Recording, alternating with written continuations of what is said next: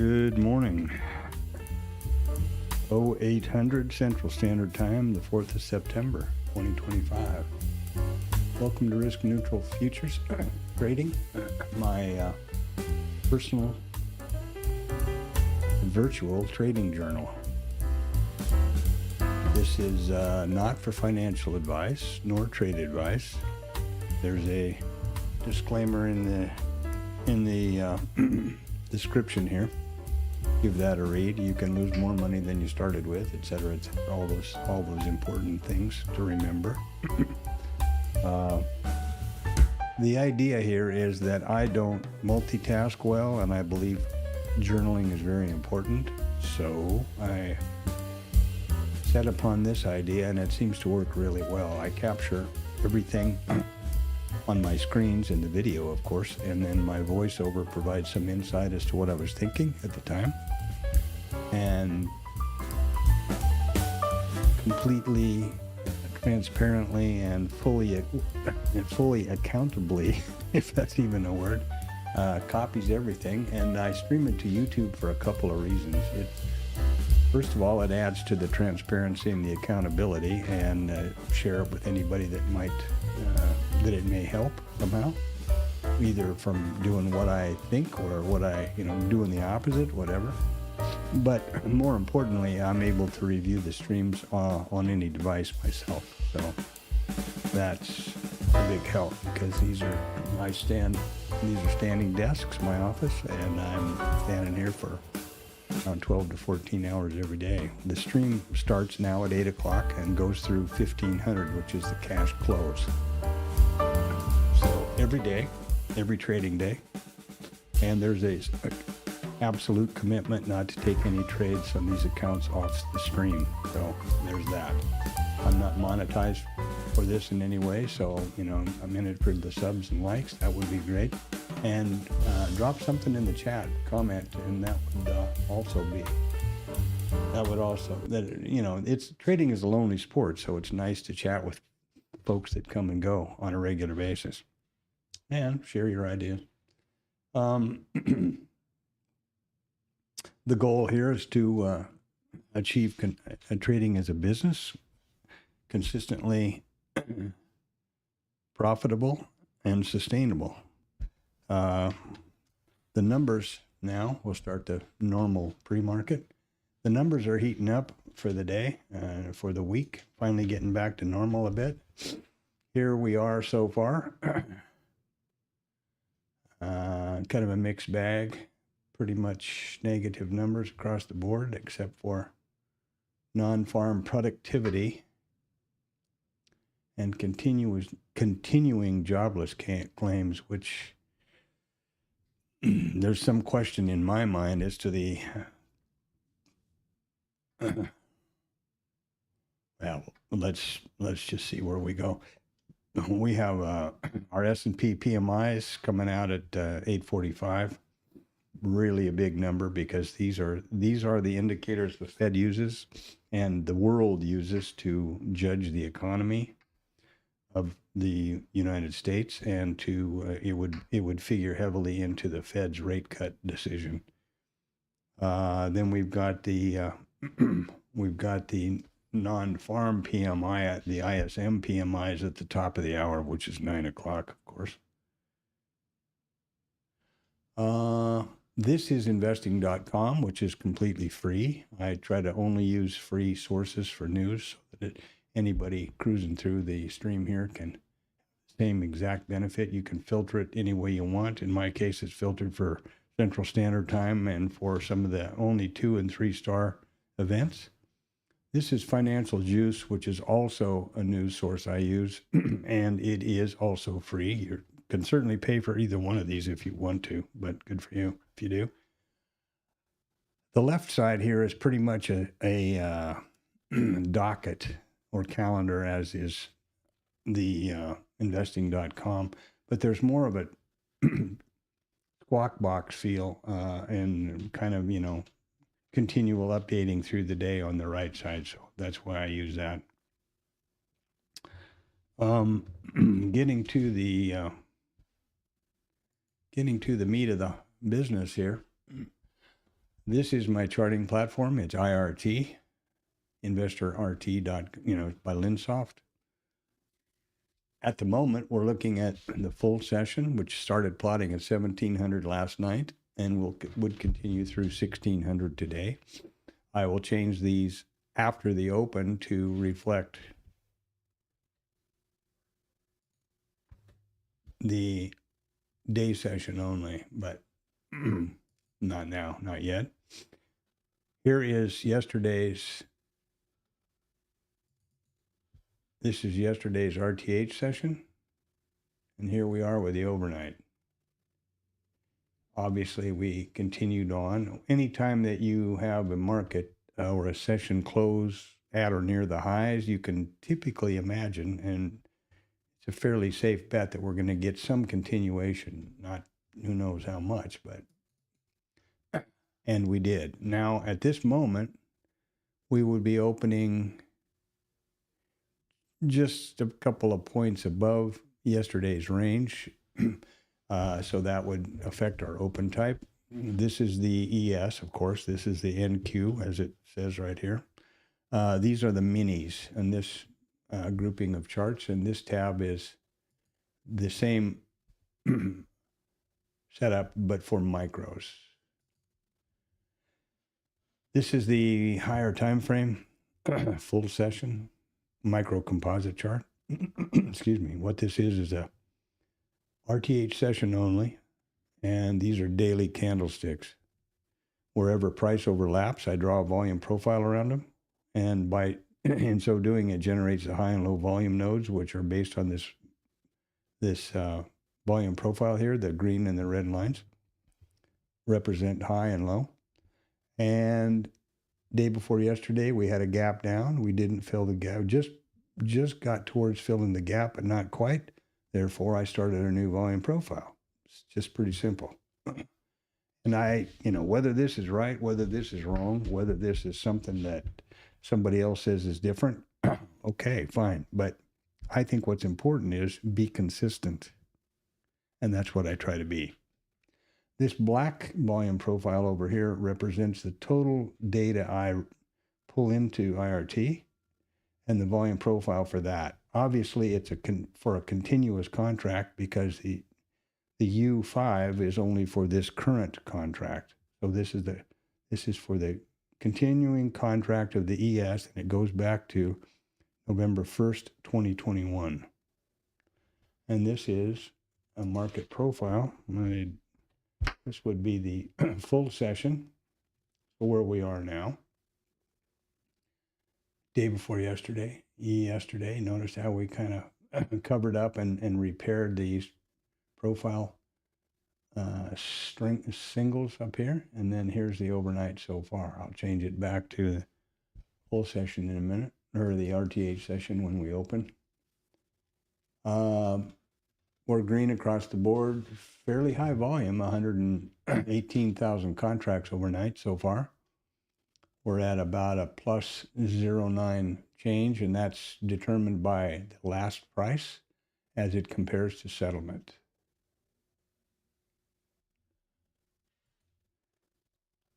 The session prices here are also pushed directly to Bookmap.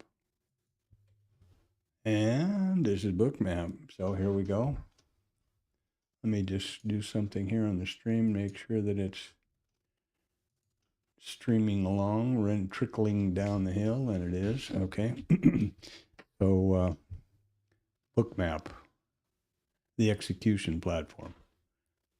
This is the DOM, obviously. This is my micro composite column, or the high time frame, where these values are entered by me manually from the micro composite chart. And this column represents the high and low volume nodes, which are pushed automatically. This is the full session volume profile, which started plotting last night at 1700. So you can see that it's been a pretty narrow range, as is to be expected over here, right? This is representative of this right here. This is the RTH session volume profile, and it will reset this morning at 8:30. whether it does it automatically like it's supposed to or whether I have to do it manually. That's what happens. Next order of business is pretty important, and this is my notes column. The first thing I do every day, and I used to do it in the break before the ETH started, but I thought it was probably good to have it visible here in the stream, is I clear the notes. Yep. Okay. Now, the next thing I do is determine what open type I expect for the day. And this is another damn day like yesterday, which I hate, when we're just flopping around between one and the other. This at the moment would be higher out of range. There's only 4.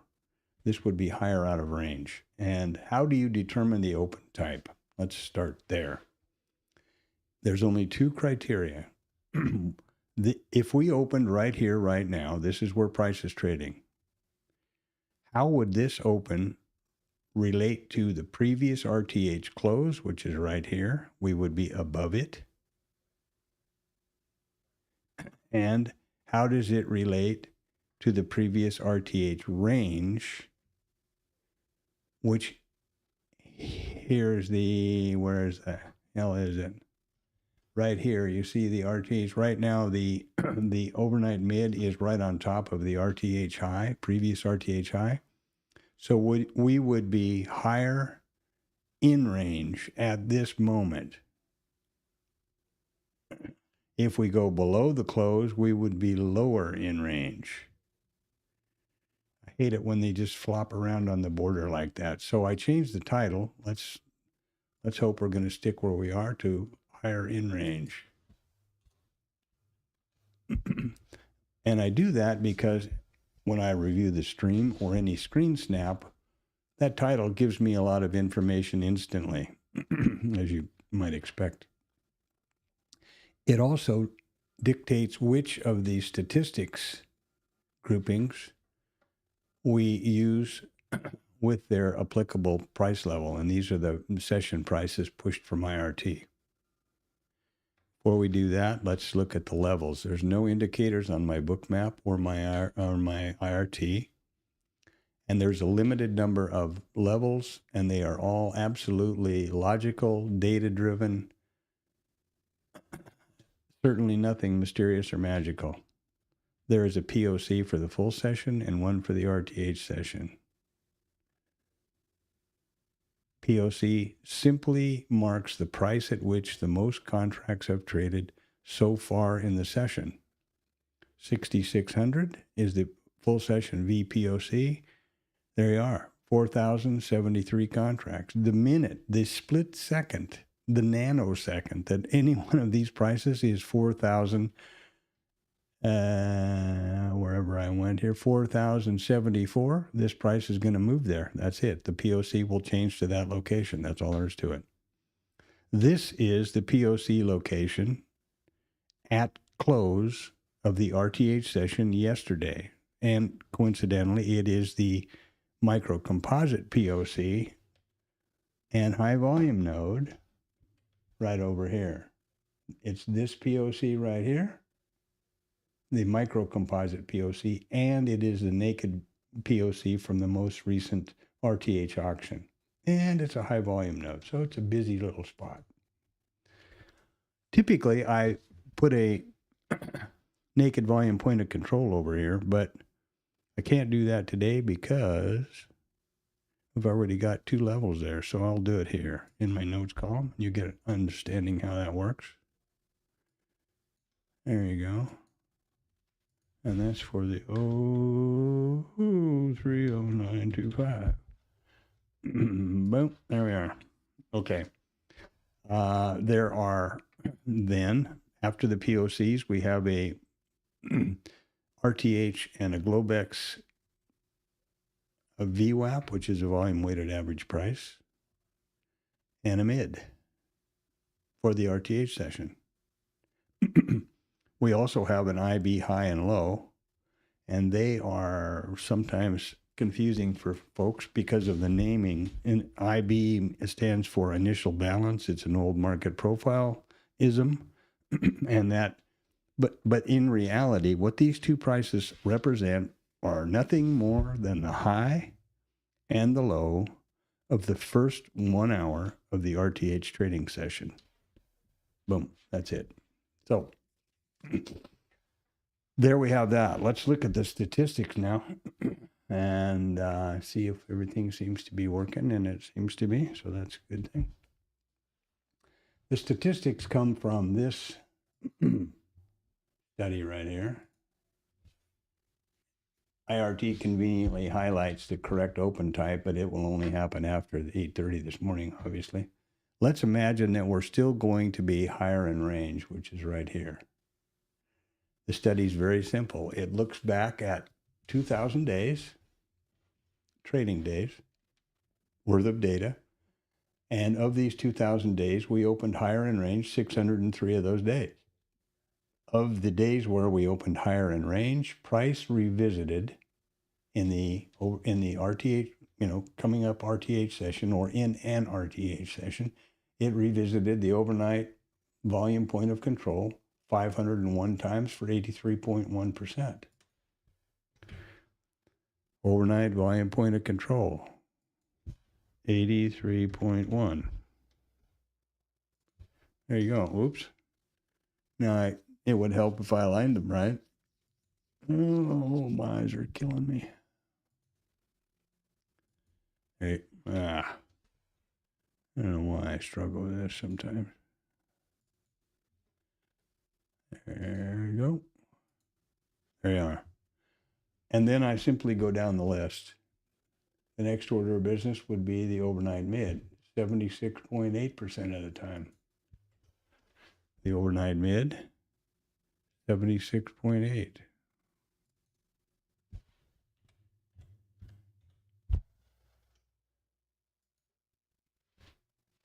And so on. Overnight high, 75.5. Overnight high. This is the ETH session, which is the overnight.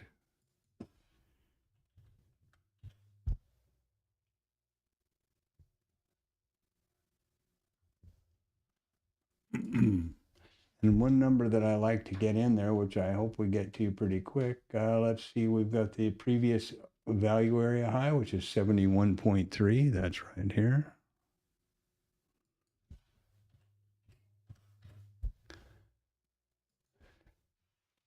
And I'm going to be pretty disappointed if they take this thing down and go under the close, meaning it would then be lower in close, right? No lower in range, but that's a problem when you have such a tight rotations. Overnight high, or IB high, there we go, 68.5. What I wanted to do is be sure I captured this one for you.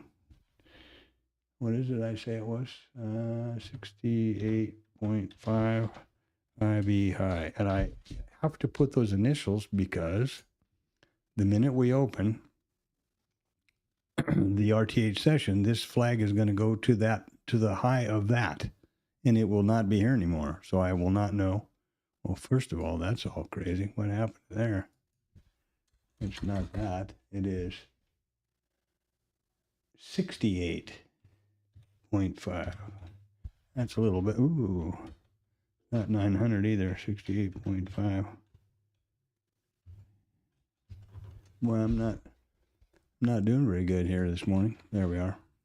Now, a couple of other important ones typically would be where's the overnight? Overnight low is 49.4. That's down here. Well, it's actually, we can't do that because it's actually right under the IB low. So we'll move on. What else we have around here somewhere? What's the close? That's got to be one. Previous close is 67.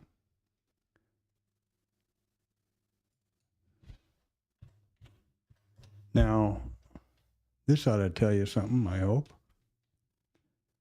The previous close is 67%, and it's right here. Here's the previous value area high, and it's 71.3. And here's the IB high, which is 68.5, both of which are greater probability than the close, but we're trading up here. So obviously, these are statistics. They simply represent the probability that price will revisit these different levels in the RTH trading session. It does not mean these are hard and fast lines in the sand. Okay? So that's really important to understand. And it's phenomenal how frequently they are representative. Next thing I'm going to do now is the TLab snap. How much longer I'll do this thing, but and what is that, you ask?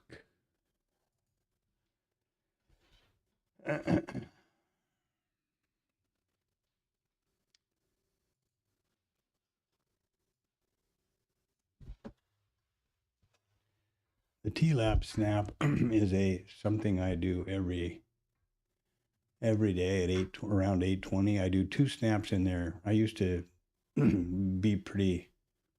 contribute a lot there, but I don't that much now because of the stream. I focus here. The TLab is a Bookmap Discord chat room, which is completely free. You have to join the Bookmap Discord server, obviously, but the chat room is completely free.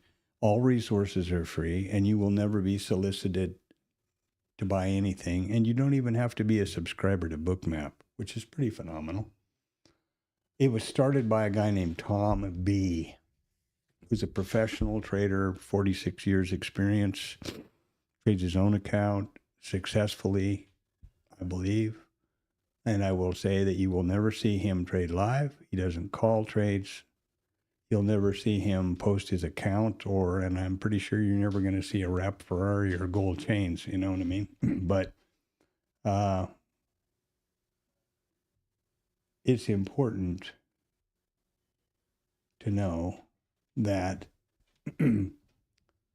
he shares a similar philosophy, or I should say I share a similar philosophy to him about risk management and risk neutral trading, etc.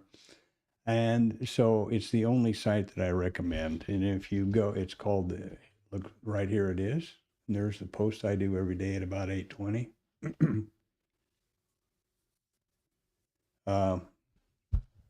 The numbers I post also right there every day at about around 6 o'clock. And those are the only 2 posts I make in there anymore. I used to be, as I said, quite prolific, but as typical with most websites,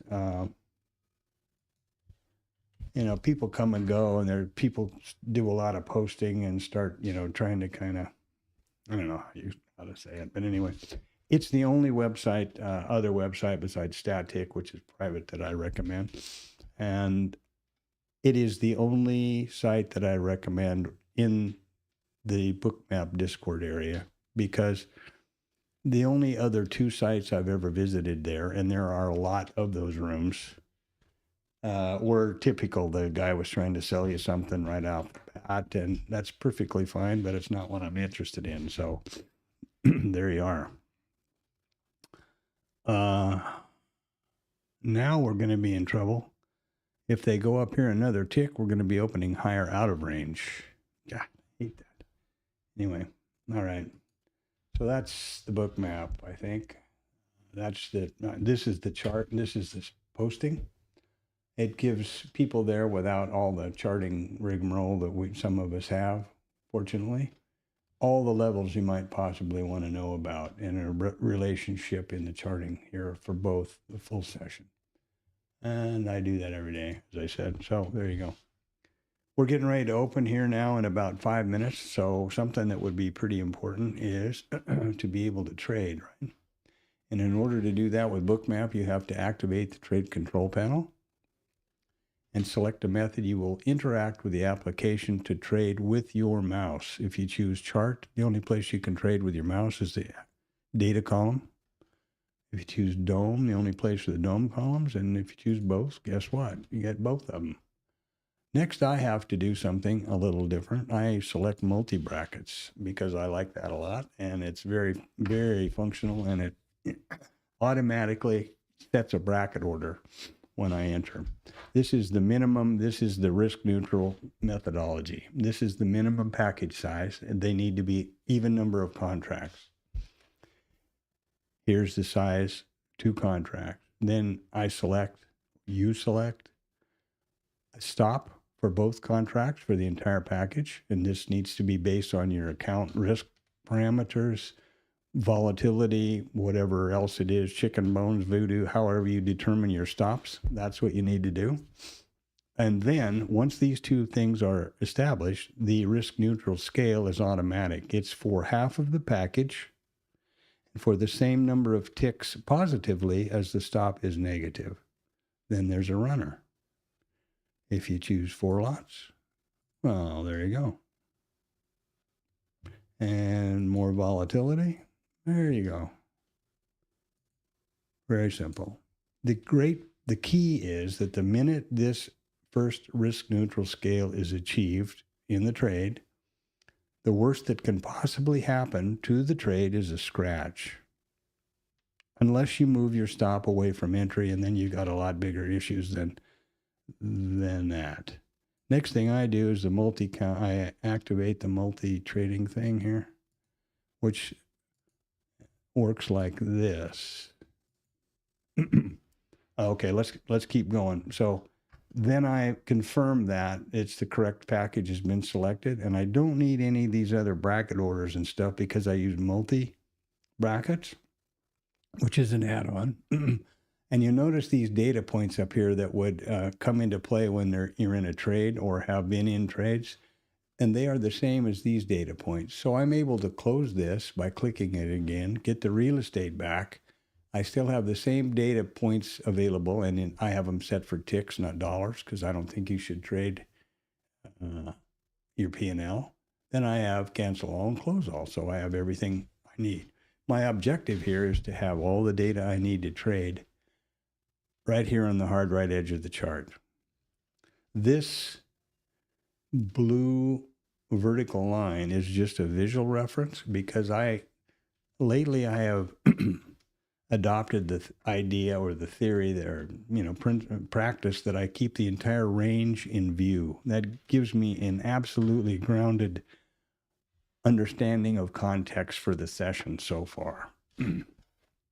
And once we open at 8:30, I'll put another one of these lines on the chart, and that's just a visual reference so that I can glance left and see if I have the whole session in range or in view or not. That's all there is to it.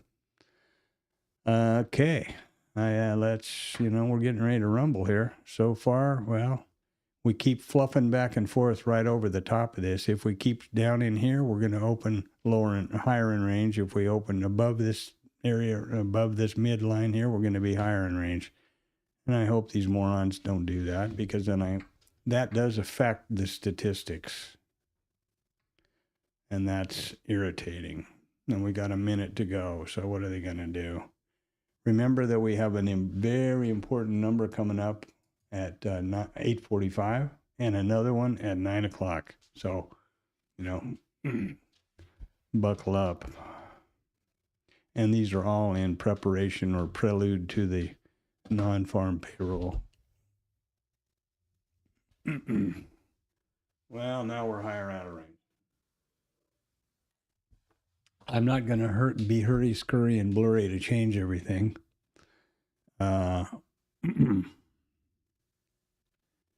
Because, prioritize, right? It's like in flying, when you have an issue or a event happen, you aviate, you navigate, and then you communicate. In other words, the first thing is when you have some sort of a engine out or some sort of a emergency situation, the first thing to do is fly the plane. And then you navigate. Where the hell are you going? And then you can start calling tower and screaming for help or center. But, that's kind of the same here. Right now, we're going to open, unfortunately, way higher. Well, yeah, we've opened now, and this didn't reset as it was supposed to. That's just magical. And it's supposed to double click. There's not any overload. I don't have any idea what's going on with this, but it's just freaking disappointing, that's for sure. I'm going to let it run and see how long. Notice at the bottom of my screens, you can see these are the monitors, not the application. There's the hours, minutes, and seconds, and the date. I'm going to see how long it takes for this damn thing to reset. It's scheduled to reset exactly at 8:30, obviously. And if it doesn't here in 1 minute, I'll do it manually, which I have tried to do by double-clicking, and that didn't work either. I have no idea what the hell's going on. That was me double-clicking. Really annoying. I'll start to flag these migrating VPOCs, and I will change the IRT now to full session. And what that does, now this is yesterday's RTH, and here's the current RTH. What that does for us is changes the relative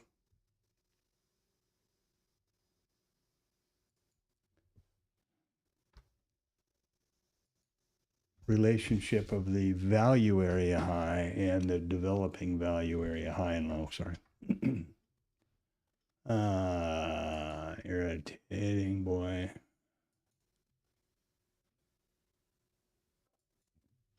If I build my own trading machines,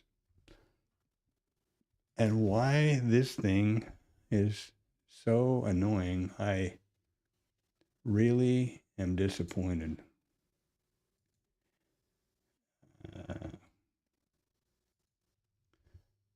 It was the most powerful thing I could do at the time. Well, it was not.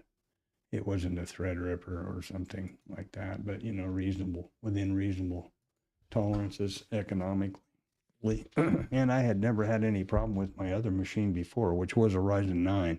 This is a i9 Intel R12900K. Multi-core, fast. Got 64 gigs of DDR5 RAM. And maybe the GPU may be too weak, I don't know. But, you know, that is way more than enough. And if you look at go do the stats, it's never using more than about 30% of the RAM or the GPU or anything else. And why it chokes so badly, I don't know. But it is all of a sudden, this didn't happen for years. And now it does. So here we have the beginning of the session. Here we have the open. Be sure you remember that we have a big number coming out, PMI number coming out in 15, well, less than 15 minutes now. We have the IB high. Ooh, we have the IB high. We have the IB low, as they should be. I have made sure that this is correct, and it is so far.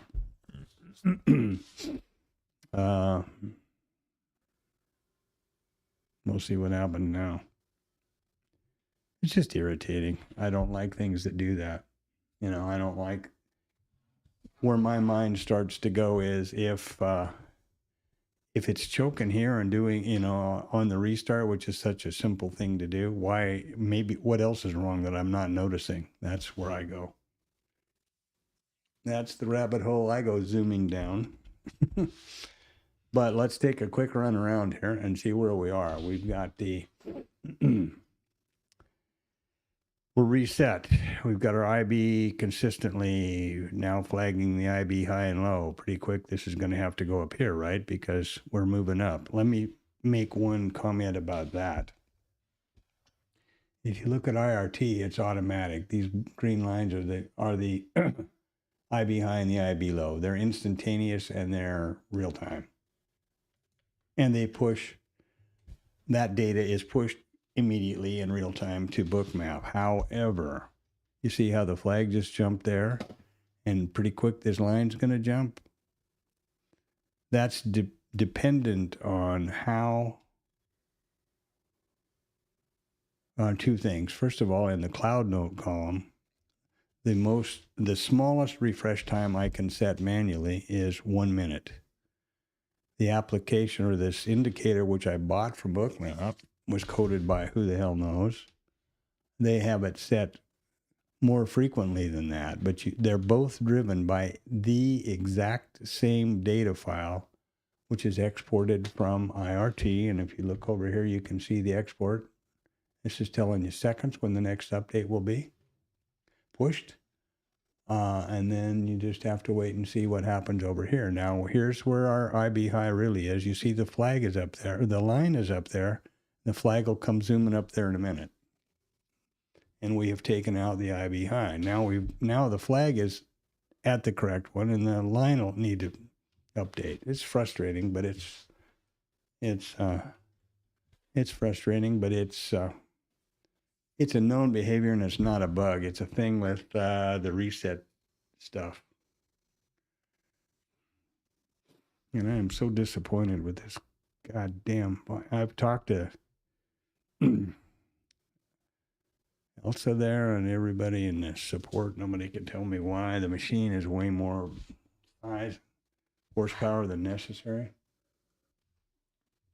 One thing that I can say might be the case, this machine is also running now OBS, right? Because of the stream.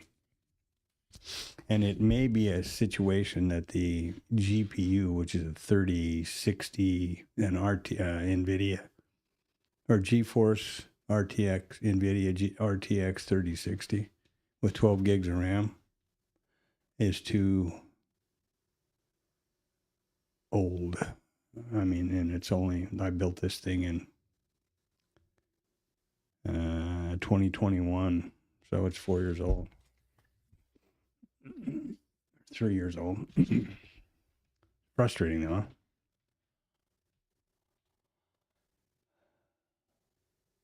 All right, so we are open. We have a number coming out at 45. Be extremely careful of that. Let's take a look back over here.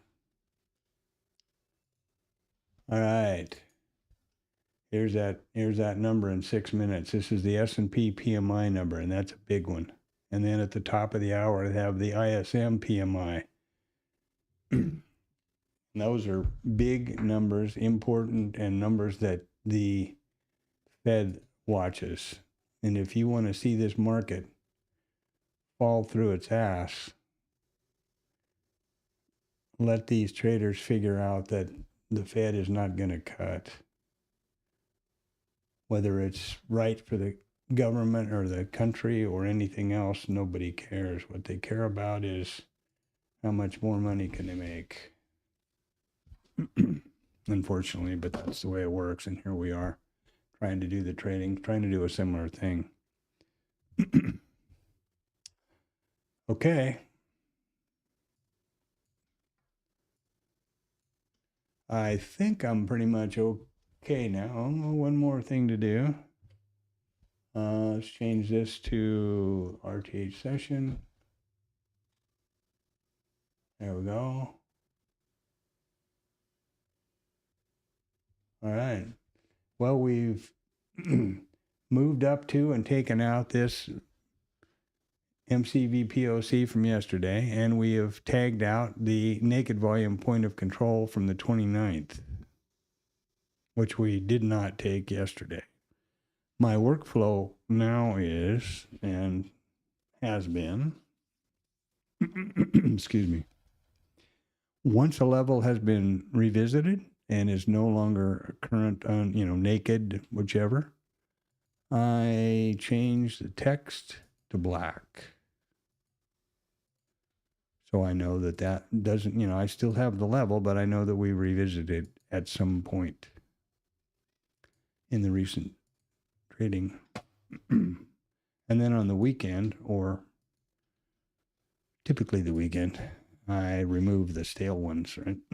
So that it's not just, otherwise it would be a big soup, for example. Now, something else that I do over here while we're kind of waiting for that number to come out, on the micro composite chart here, this is the clean view, and these are the accurate naked volume points of control. So here you see that we took out the POC from yesterday, and we took out the naked volume point of control of yesterday, and here's our new one. You see that? There. And that's how that works. It's all, like I said before in the pre-market, everything that I do is simple, straightforward, data-driven. Probabilities and data. I would like to be able to convince y'all that I am some sort of wizard with a pointy hat and a magic wand, and for that reason you would pay me, millions of dollars like a typical internet influencer or YouTube influencer. But unfortunately, I'm not that good at bullshitting, I guess. BSing, I should use the family-friendly words here.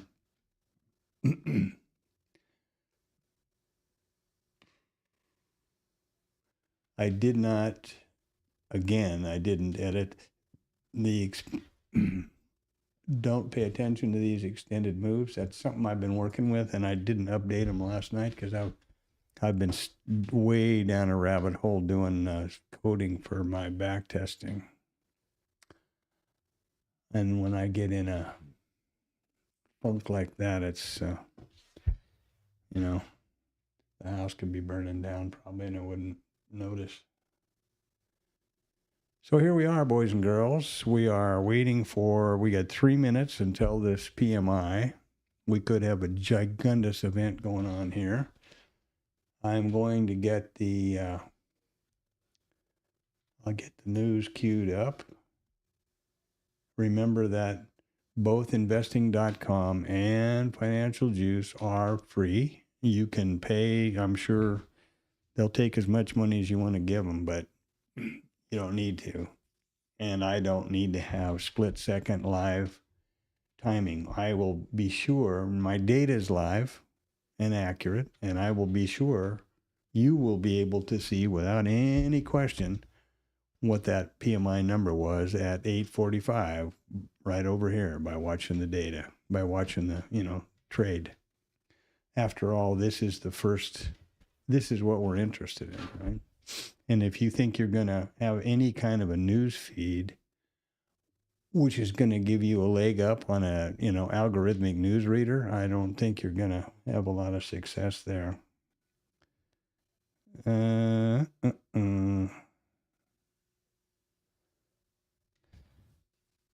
So it's like trying to, one thing that you need to do for sure is to manage your risk. That is the trader's prime directive. Manage your risk. Well, should say your prime directive is to preserve your account. And you do that first and foremost by managing your risk. We got a minute here till the till the number.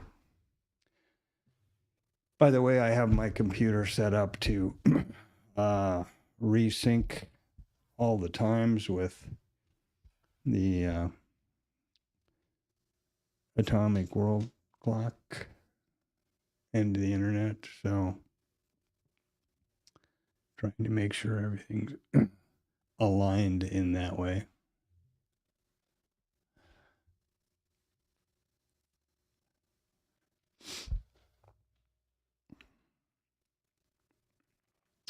$30.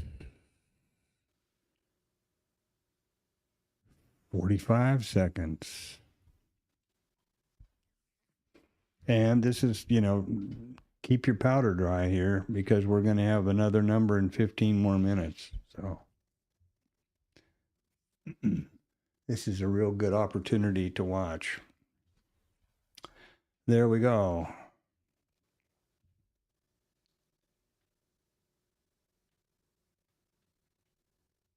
Not much reaction here. They're still reading it, I guess.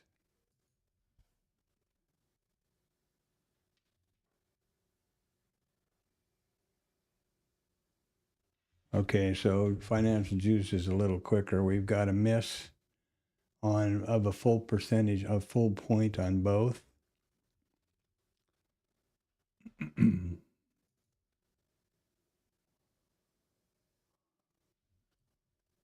They haven't got their actual updated over here on whatever this is, investing.com yet. And surprisingly, a rather muted response over here. I guess it's going to take some digesting, and they're probably also waiting for the top of the hour for the ISM, which will be in 13 minutes.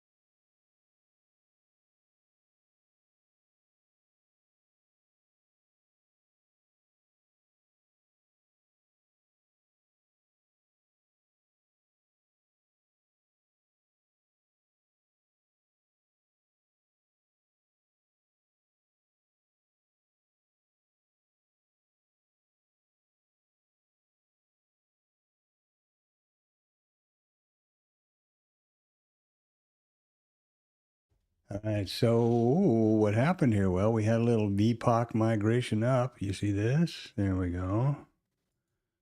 This is not nearly as important as it used to be, these flags, and I'll explain why.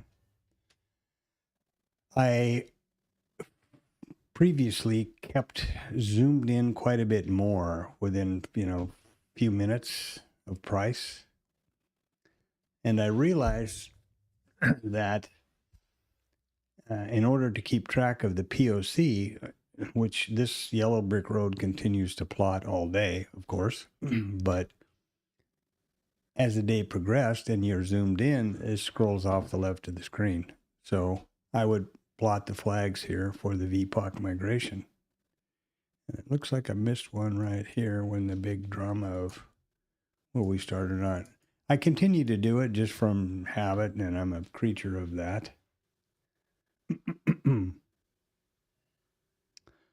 So there we are. That's how these flags have evolved and why they are not as critical as they used to be since I've started the concept of keeping the entire session in view. So I have I'm firmly rooted in the reality of context for the session. And then if I want to anticipate a trade, I can certainly zoom in as far as I want to get. You know, you can zoom in there to, what is this? This is 10 seconds. There you go. Bookmap can get you way confused if you let it. I also try to be sure and keep around 1 point here for you know, to also give me a sense of scale, because price movement, which is based on the separation here of prices, or the whatever you want to call it, the stacking, that can do something to you. For example, that doesn't look, we're not moving much, right? Well, but in reality, we're moving 67 to almost 10 points. Well, 6 doesn't look so. For me, and this is 2.5 points, I try to keep it at 1 point. Why? I'm 1 point high, meaning that each one of these price levels is 1 point. So there'd be 4 ticks in between each one, obviously. And the entire session on screen. That way I have a consistent perspective of scale. This is just me trying to do what I do, right? That works for me. I know that I used to, and I've commented in the stream many times, that you can lose perspective easily with Bookmap. And I tried all different kinds of things. You can you can have candlestick charts. And at one point there's 1 minute candlestick charts. At one point I was putting 5 minute candlestick charts, and then there was a vertical line every 5 minutes. And I knew, trying to give myself some sense of scale and, you know, perspective for the context of the day. That's no longer the case. I find this to be much more useful to me. And this was actually a suggestion from Rod. I'm pretty sure that he was noticing that he had kept the session in view like that for context, and it definitely is a good idea. And there's a lot of people that think all over the board. Obviously, Bookmap's going to tell you how fantastic this platform is. I worked with Jim Dalton at one point, or, you know, did it. I think he calls them an intensive, where you, like a private mentoring or a mentoring kind of training thing, or whatever it is.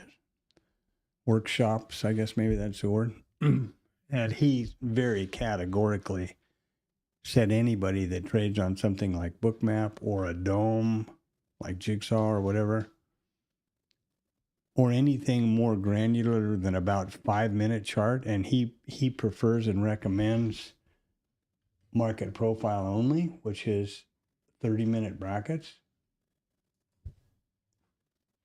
you will be causing yourself cognitive dissonance, and it is a huge impediment to being a successful trader. That's Jim Dalton. And I certainly I'm not saying that that's correct, but I'm saying that's, you know, it's all over the board. The opinions about what tools to use and how to do them. What I think you should do is do what makes sense to you, what works for you. And so far, I find having the session context in view all day, because that, I have realized the importance of always trading in alignment with context, or being aware of it. So there's no question here. What's our context? Slightly up and pretty much rotational. We've got to wait till the top of the hour for the next PMI number. This was about a non-event. I'm surprised, frankly. 8:45. Ooh, right there. Pretty much a non-event. That's kind of surprising. We did pull our... Now, what are we doing so far? Well, here's our overnight. And here is the day so far. What is that? That's 63 to 74. That's 11 handles only so far in the session.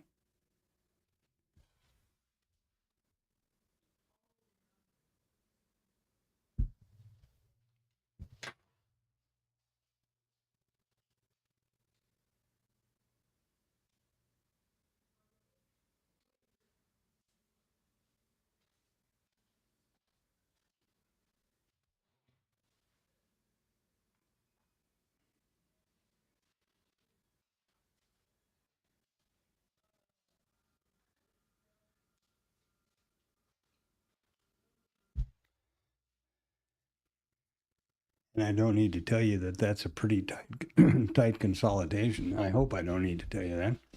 I don't need to tell me that. My 2-lot risk neutral package, the profit target, which is T2, is 12 points from the entry, 48 ticks. So if I was spot on entry down here at the low or the high, the entire range so far this morning doesn't get to my profit target. And I don't guess I need to mention the fact that the object of our job and our business here is to have a consistently profitable, sustainable business, meaning profit, right? P&L, whatever you want to call it. Scratching all day long might make your monkey mind and your, oh boy, I was right thing feel good, but it certainly is a waste of time. And in this, especially in this volatile environment, you should be real conscious of only focusing on those A+ setups, which you have thoroughly vetted, to minimize putting your account at risk in the market.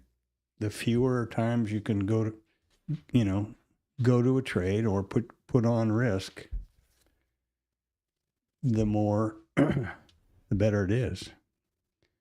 If I put on risk once today and get both targets, I will have achieved a lot of things, which I can talk about later, but several milestones, 5 separate milestones, and I will have been at risk once in the market, risking 3 points.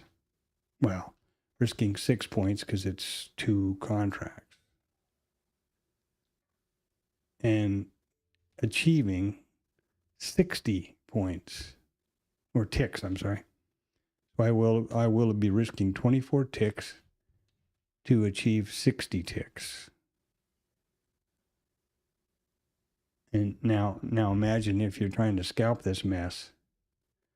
What are you trying to achieve? 3 ticks, 4 ticks, whatever. I mean, you've only got a total of 10. You only got 40 ticks all in so far this morning, and completely rotational. I think these are ideas that you should consider. I tried to anyway. And remember, this is my virtual journal, right? So I'm talking to myself. When I say you, I mean me. I'm not good at that. I'm not a professional influencer or YouTube person. Should be pretty obvious, I guess. Smack a thumbs up, drop something in the chat, say hi. It's a lonely business, and it's good to have to know that there's something going on, and it would be nice to have a substantial community here with a lot of input.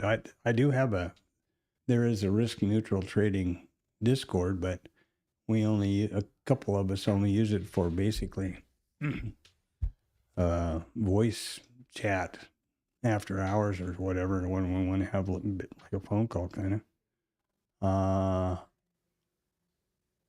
But that does exist. I'm not sure that I would want to go down that road right now. The idea here of not participating with the other chat rooms that I only participate in two, the TLab that I said early on. And here's our number for the top of the hour here. There you go. Well, they're reading that one pretty thoroughly and hanging on every word.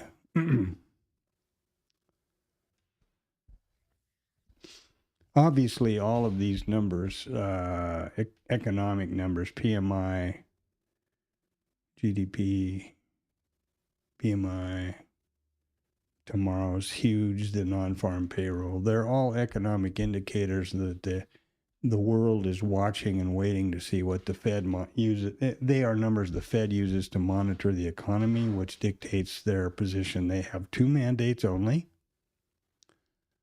despite how much the current administration hates that. They are sticking to their guns as far as their mandates, which is to keep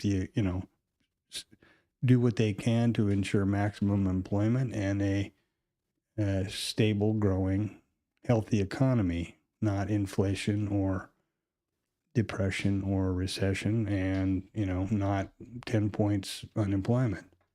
And that's the only two mandates that the Fed has.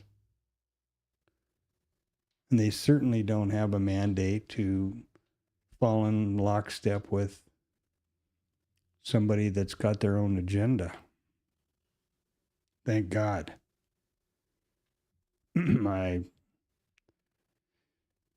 can't imagine what will happen in May or whenever it is that Powell's term expires and they put in another person. Could be the end of our economy. I would hope not, but you never know. Crazier things have happened. Or I shouldn't say that. Crazier things are happening now. Things which I never dreamed would happen in my lifetime. And I've been at this a while. I'm on the final glide path here. So the bot readers have determined that this is not a good number. Let's have a look at the number. Oh, well, not so bad. 2/10 miss. 3/10 miss down here. Wait a second here. Why is that showing that? There we go.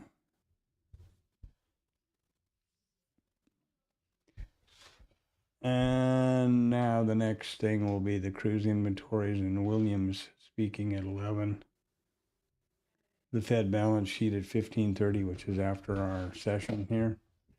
Remember that I stream live the entire cash market, which is, well, I start at 8 o'clock Central Standard Time with the pre-market and the numbers and everything, and then from the open at 8:30 through 1500. Look at that. There's some volume. They figured out that wasn't a good thing. What do we have here? I don't know what this Moran Senate nomination hearing means. I'm not sure who Moran is. It's one of the new replacements, I guess. Okay, good. So happy. But that's a Senate confirmation hearing, and in the way it's been going, it's like, why bother, They're all such, I don't know. So PMI is not having a very good effect. But notice that we're just hanging within our balances, our ranges here, right?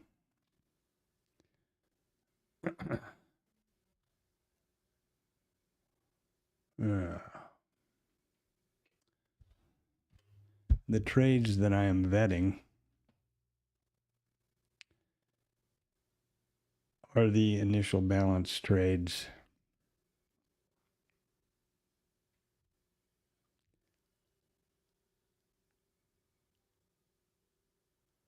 And what? I'm curious to watch what they're going to do here, and I don't want to get distracted.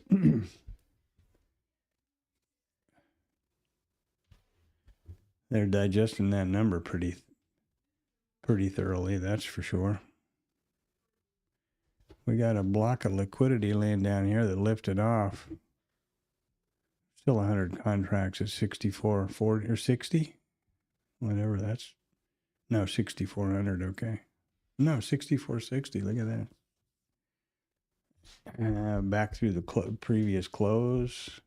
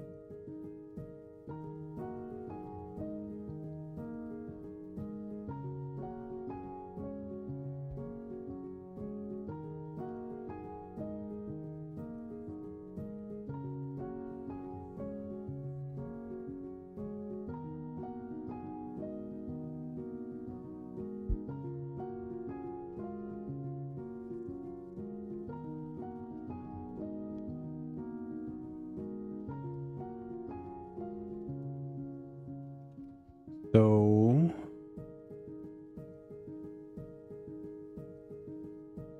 what have we done? There's PMI. There's the numbers so far this morning. There are the responses to those numbers.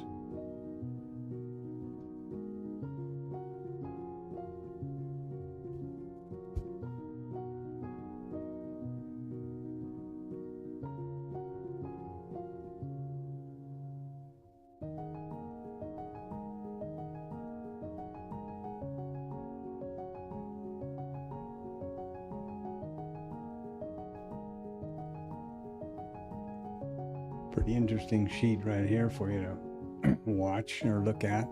Remember, this is financialjuice.com, free, as is economicinvesting.com, both free. So anybody can do that. I don't need to point them out or copy them here or anything like that.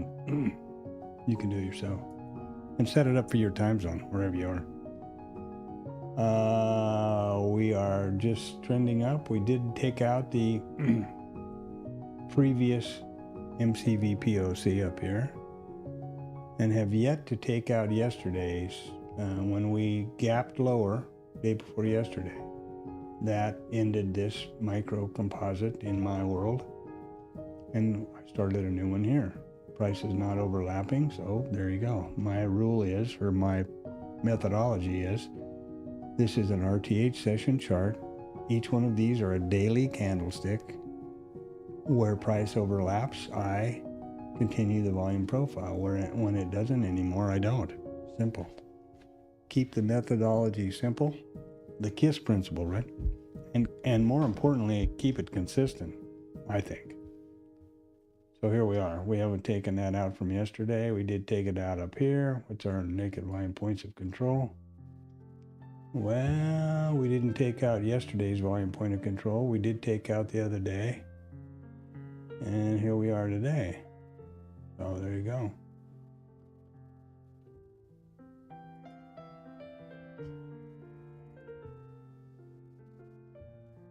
Kind of a mixed bag volume-wise between the NQs and the ES.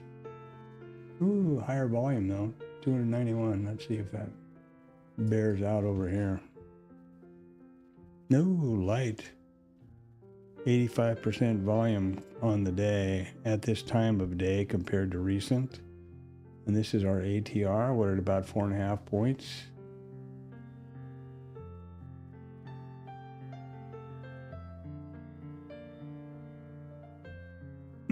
We're back in range. We did not open gap up, so you know we were higher in range open just by a tick or something stupid. So tired of that. For the purposes of the statistics, which I had gone over.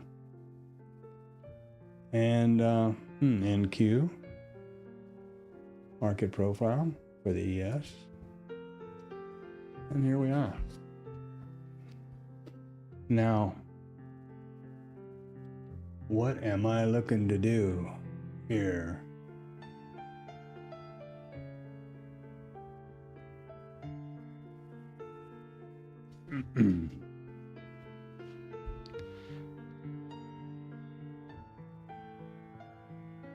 Quite a tight range, 59 to 75. 15 handles, 16 handle range so far in first hour and first 45 minutes with a couple of big numbers in it. That's doesn't say much for the market volatility, does it?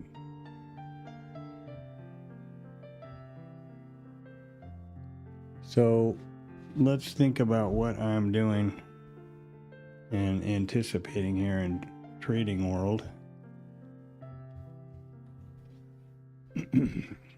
Trading, I approach trading, my goal here is to establish a consistently profitable trading business. Not a video game or gambling or whipping and spurring or clicking the mouse like you're killing snakes or any of that stuff, but a consistently profitable business. And the first thing that I believe you need to do to establish that is to recognize that this is a random environment. Number one. And number two, it's a statistical fact that the outcome of the next trade is 50-50. So it's a fool's game to try to think that you're going to predict where the market's going. You can anticipate what you think and what, based on, hopefully based on some rational, consistent methodology that you have, that you apply. But more to the point is to identify and then vet or, statistically verify that a specific setup, which you have identified, and the parameters that qualify that setup for an entry have a statistical edge or a probability or an expectancy or whatever word it is you want to use for that. And the way to do that is, which is what I'm doing, is you identify a setup,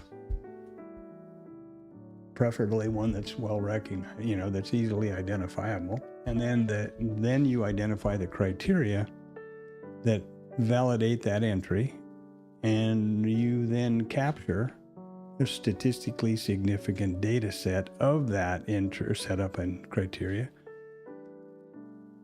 and identify mathematically, statistically, whether that has an edge or not, whether it has an edge or not. Typically and ideally, you would want to do that analysis and that capture with a backtesting software or something for just the sake of time. Think about it. If you need to have a data set that's outside of random distribution, so say a minimum of 100 trades. Well, how many trading days would it take you to capture 100 instances of the same setup and the same criteria? And what's important is the criteria of the day needs to be the same.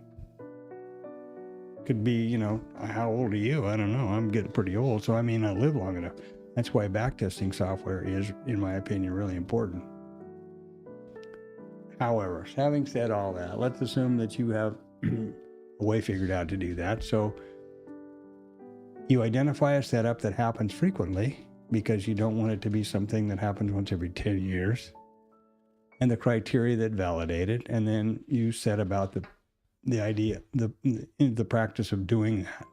In my case, I am vetting the IB trades, of which there are two, the IB failure and the IB continuation, for either the IB high or low. Now, remember that this, by definition, the IB statistic is not set until 9:30, because the IB high will continue to move with price, as will the IB low. It just did. Okay, and we've just taken out our 71% probability down here. Now, and we continue to push lower. Okay, but this will continue to migrate lower because we're only at 9:15, not 9:30.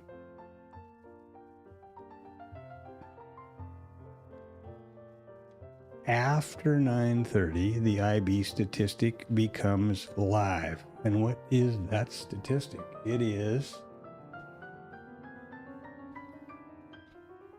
greater than 97.5% of the time of the days in the RTH trading session, the IB high or the IB low are exceeded by price in the balance or the remaining of the RTH trading session.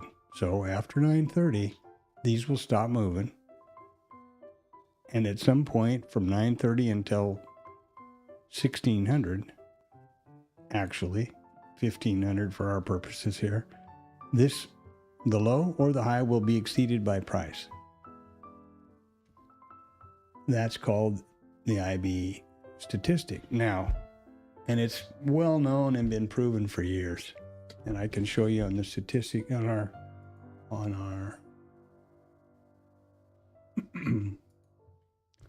our study here. So we opened higher out of range. Oh, look at here. I'm wrong. We opened higher out of range. I must have missed it by a tick or two. I'll have to change that. I'm not going to change the statistics now because it's over with, eh? But IRT conveniently highlights the correct open type, which is great.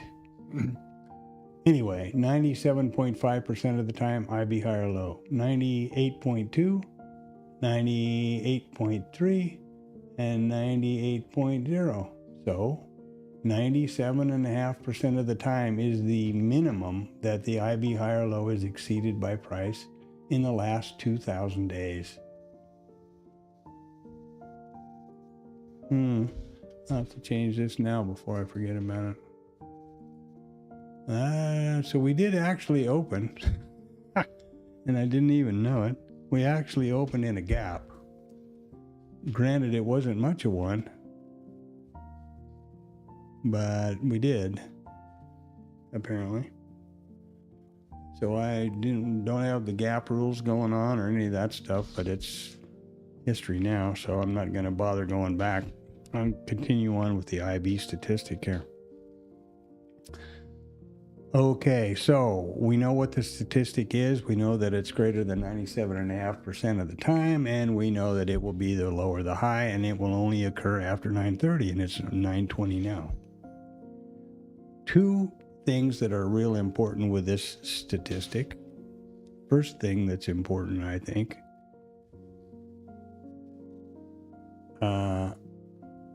there are only two trades. One is the IB continuation trade. In other words, price, let's look at the low, price comes down, takes out the IB low, and then continues on.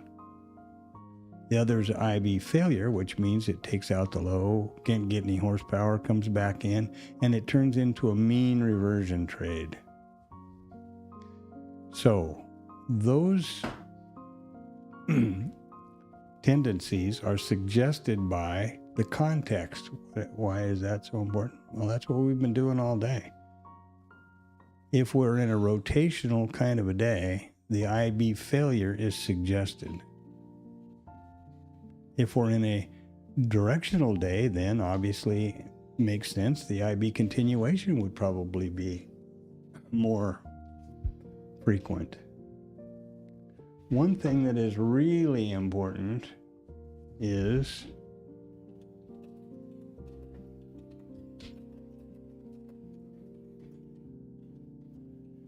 in my opinion. Do not trade toward the statistic. What do I mean by that? Well, we have not set the statistic yet. We've got 10 minutes, and I get all excited, and I say, oh, baby, we're below the POCs, we're below the mids, we're below the VWAPs, we're going to take out the IB low, and I get short. The statistic has not been set, and I can tell you from personal experience in capturing the data that that is a real bad idea. Very, very, very, very much more prone to lose your money than to get this statistic, in my opinion. My data shows that. If in fact we come down, the statistic, it's after 9:30, and we come down and we take out that IB low, then you start to apply your criteria, the criteria that you have determined validates the entry, and you take the entry. So, in another 9 minutes, the IB statistic will be active. And where are we going to be? Pretty much right there in the middle of the whole day, right? And this is real weird times. This market activity and coming out of the August doldrum, first week of real market market moving metrics. All eyes are on the Fed, the 17th. Yeah, it's a crazy day. And I'm very aware of the fact that I need one trade to have all 5 of these accounts progress to the XFA, at which time I can get paid for them and don't pay for any of the, valuations anymore and all that kind of stuff. So I'm very aware of that, and I'm extra cautious not to let FOMO creep in, or, whatever emotion you want to call it. Perhaps probably too aware of that. I suffer from, or I don't suffer is the right word, but I definitely fall victim to paralysis by analysis a lot. And that's something I definitely have to get over. That's why it's so important, in my opinion, to continue vetting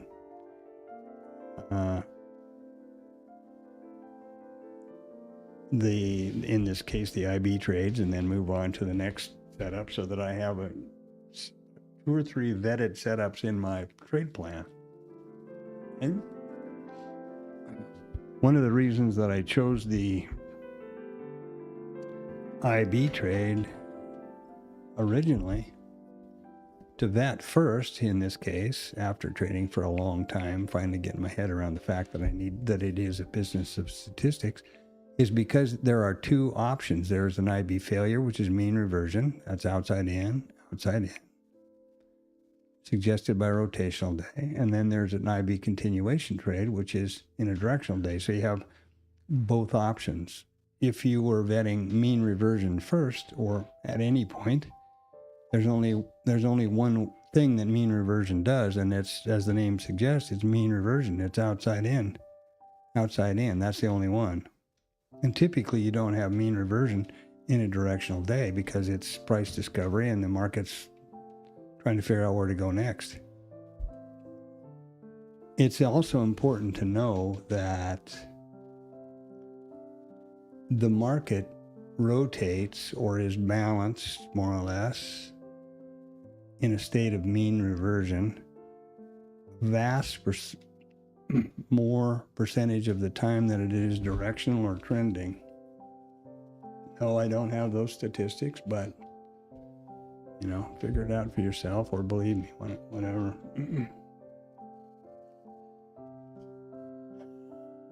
Numbers are pretty much out of the way now. What do we got here?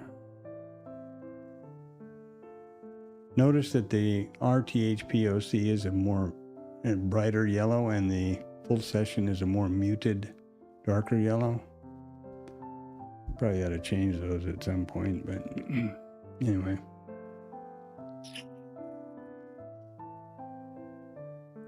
I'm not changing this flag. You see all this little jumping and bumping around down here? That's why the flag is off shifted a little bit. I don't think it makes any difference. So we're definitely mean reverting, aren't we? Mm-hmm. And if you were all excited about trading down to this statistic and you got short, now what are you thinking about? Happens way more than you would imagine.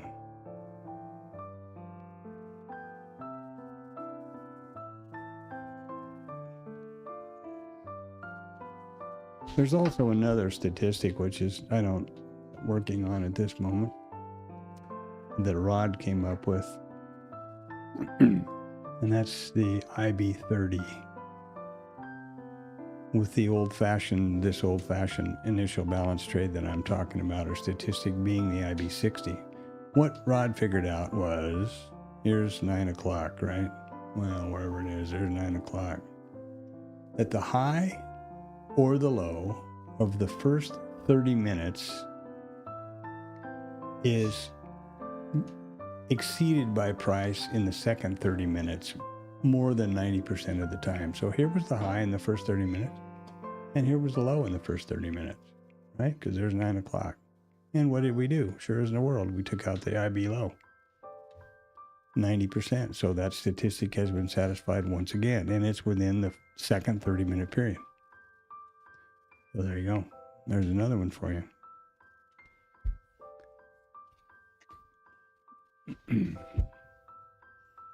One thing that constrains my entries in a day like this is tough when we're in a real tight rotation is a range requirement.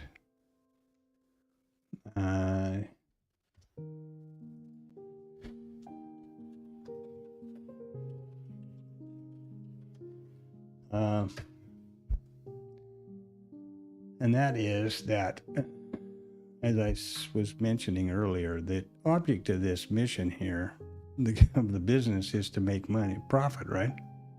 Not take scratches or scales. I mean, not to scratch or break even. So look at the day. That my range requirement basically says that in order for an entry to be valid, no matter if all the statistics line up, the last one would be that there has to be an unobstructed path to the first risk neutral scale. Okay, so let's say we got short at 70 half. We would need to have no lines, liquidity, none of this noise between 70 half and 67 half. So in a sense, we could short up here, scale here, but where are we going? Obstacle, obstacle, obstacle, obstacle, obstacle, obstacle, obstacle. You know, where are we going to get to our 12 points? And by the way, 12 points would be down here at 58, just above the settlement. And that is a real restricting criteria, but makes sense to me. And what do I mean by an obstacle? Well, any of these levels, lines, and remember that these are not moving averages or moving, any kind of indicators. These are lines that pretty much anybody in the world could look at and may or may not be following. We know where price levels are. These are data points. The VWAP is pretty well, DWAPs, both RTH and Globex are pretty well understood, and I think have some degree of importance for a lot of traders. And half back or the mid is an old one. I don't have, the moving Fibonacci's and all that kind of stuff, but and if it works for you, great, but I don't do that. But anyway, so let's say that I shorted up here and I got scaled, and then where am I going? The point of any of these levels or lines is they provide an opportunity for price to react and bounce or go the other way or come back in your face. So I I don't find them to be a high probability for success. And the measure of success here is the profit target. Obviously, the scale is hugely important psychologically. But the goal of the whole damn thing is to get to the profit target. And now we are across that great divide. So the 930 is in. The IBs are set. This is the low, won't go anyplace. This is the high, won't go anyplace. What are we going to do? Well, so far, what have we done? It's been a tight rotation all morning, even around some big numbers. What do I expect will happen? I have no idea. I am going to try to not expect anything. I might anticipate that we're going to take out the IB high, but again, don't trade to the statistic. It's a bad idea. My other machine, I have enough data to show that to you.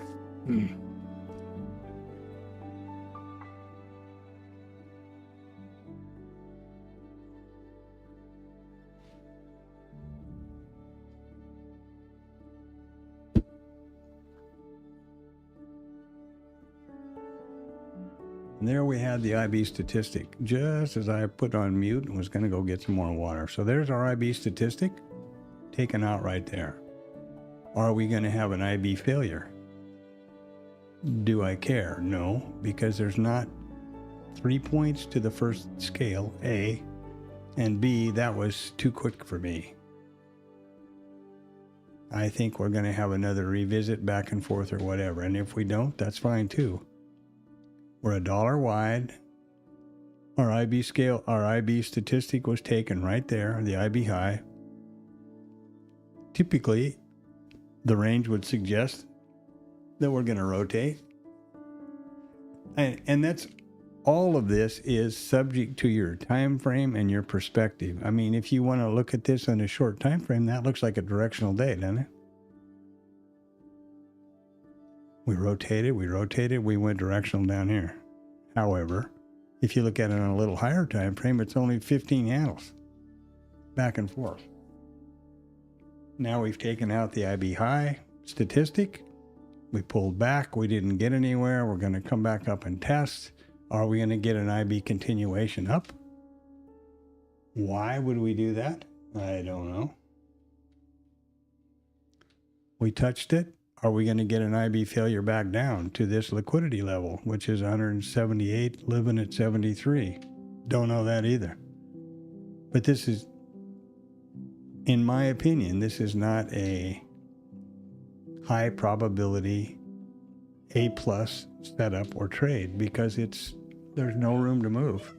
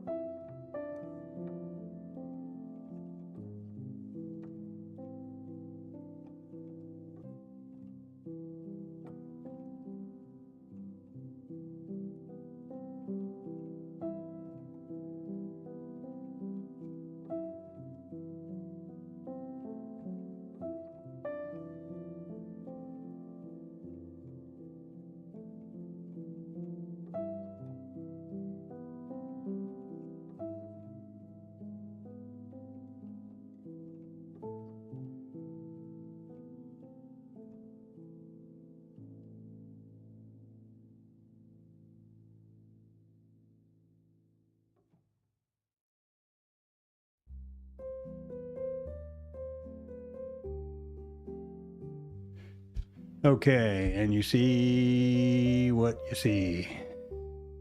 So let's pretend that we took the IB failure by this test, second test.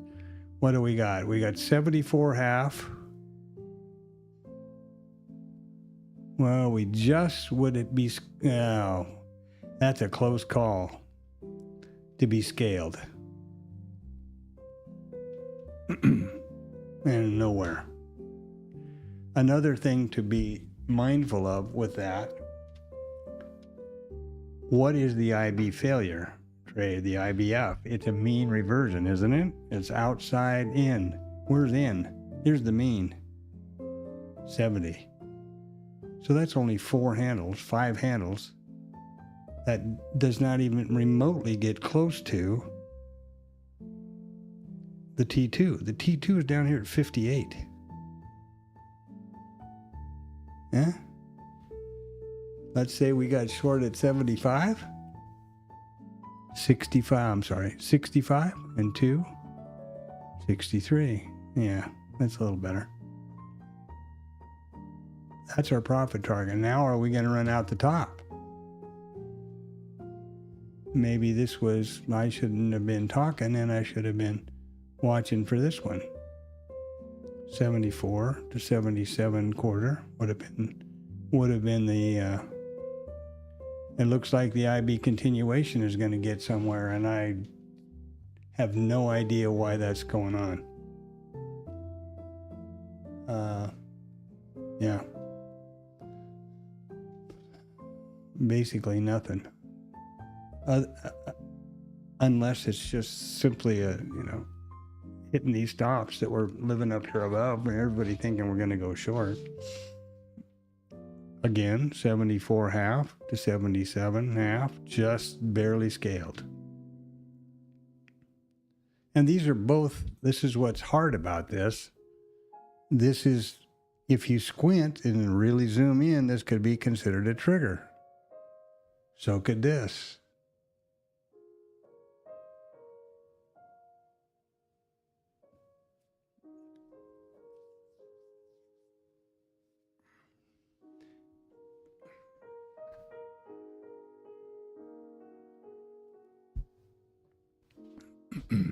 I would say that this is probably, the continuation was probably something I should have been more aware of because there's no obstacles in the way.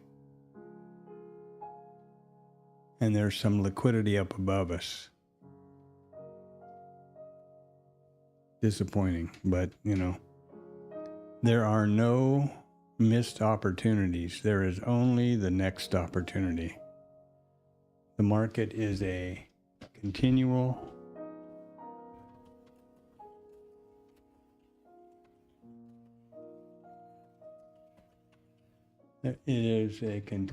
stream of opportunities. That is disappointing. Pretty quick, however, and pretty zoomed in.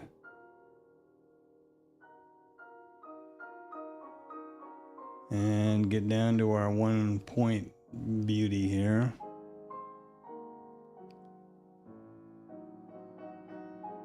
And what are they doing now? What are the traders doing? Typically an auction. Have you ever been to an auction? Well, they explore higher. They explore the limits until there's no, till it dries up.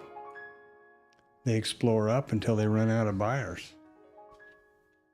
They explore down until they run out of people willing to sell. Something that's really important to understand about trading futures is that it is a zero-sum game. Now you see, if you get into the context, this isn't really a trigger, you see what I mean? That's why the granularity can be so important. Anyway, back to my conversation. Futures, that's why they call futures contracts. You buy a futures contract, cars, contracts, everywhere you look. That's because that's the correct name. What is a contract? It is an agreement between two parties, a buyer and a seller. Think about that for a minute. It is completely impossible to have more buyers than sellers or more sellers than buyers in the futures market.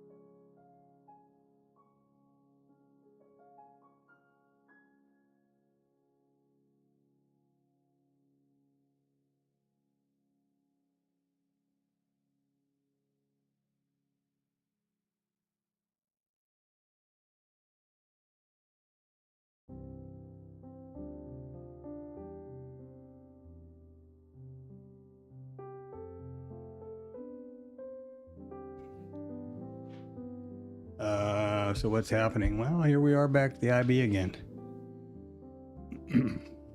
What are they doing really? Well, they've explored up.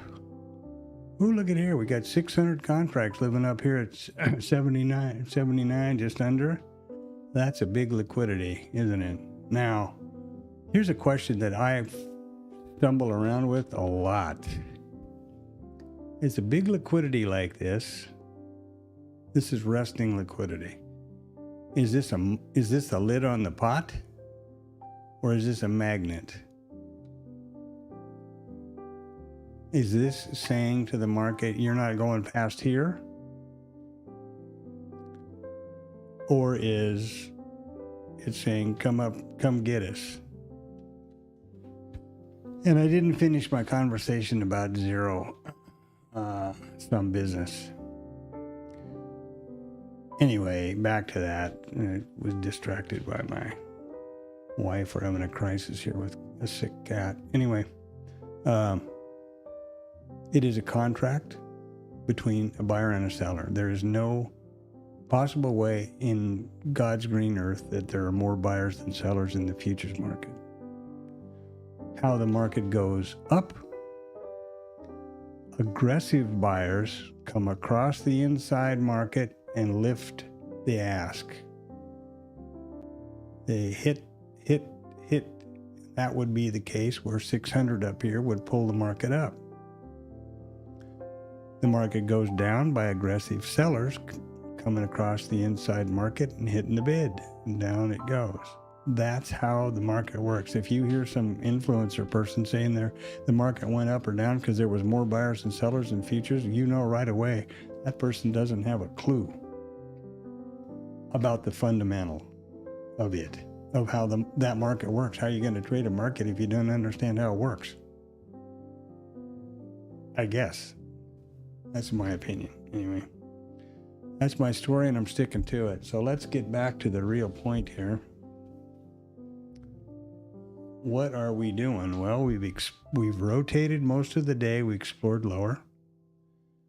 We've rotated again. And we've explored higher a little bit. We have excess up here. They ran out of gas. They ran out of buyers. And they ran out of sellers. I'm not saying I know, and I would love to throw a trade on and just, get this over with.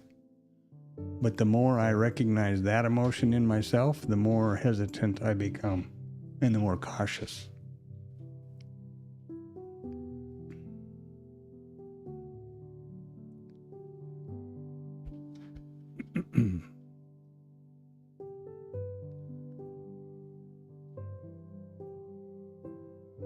If you look at the grand scheme of things over here, it looks a lot more balanced, does it not?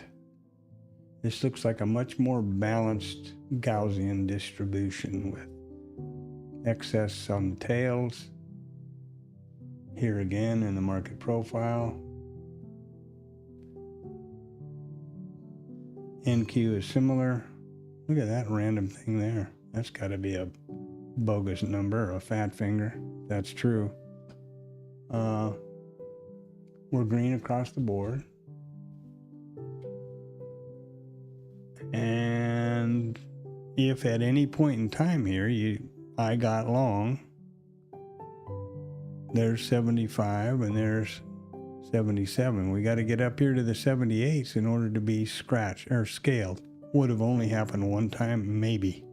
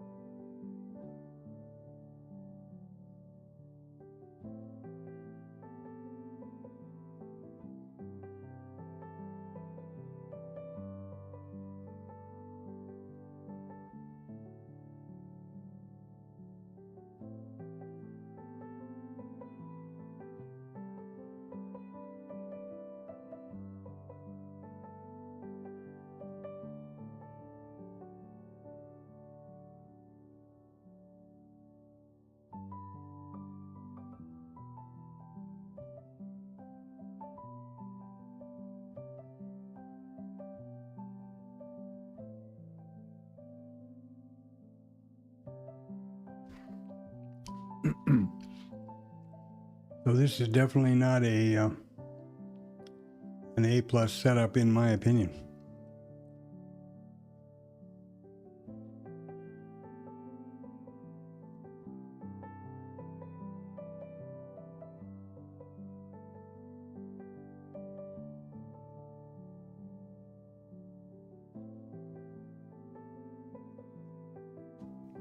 And I'm getting sick of this.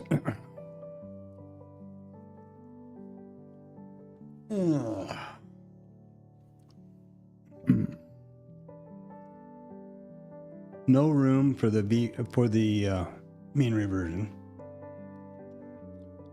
and no horsepower for or any impotence that I can see for extending north.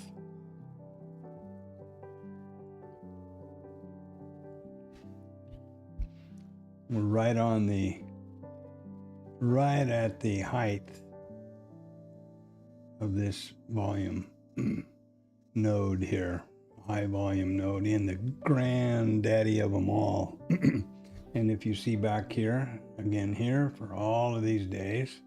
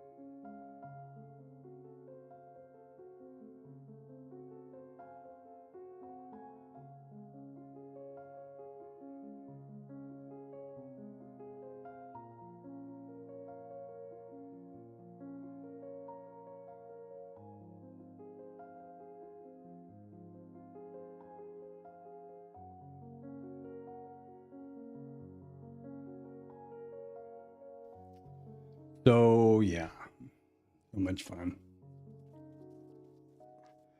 One of the things that I've thought about doing, I guess it's worth talking about here. I don't know. Maybe not.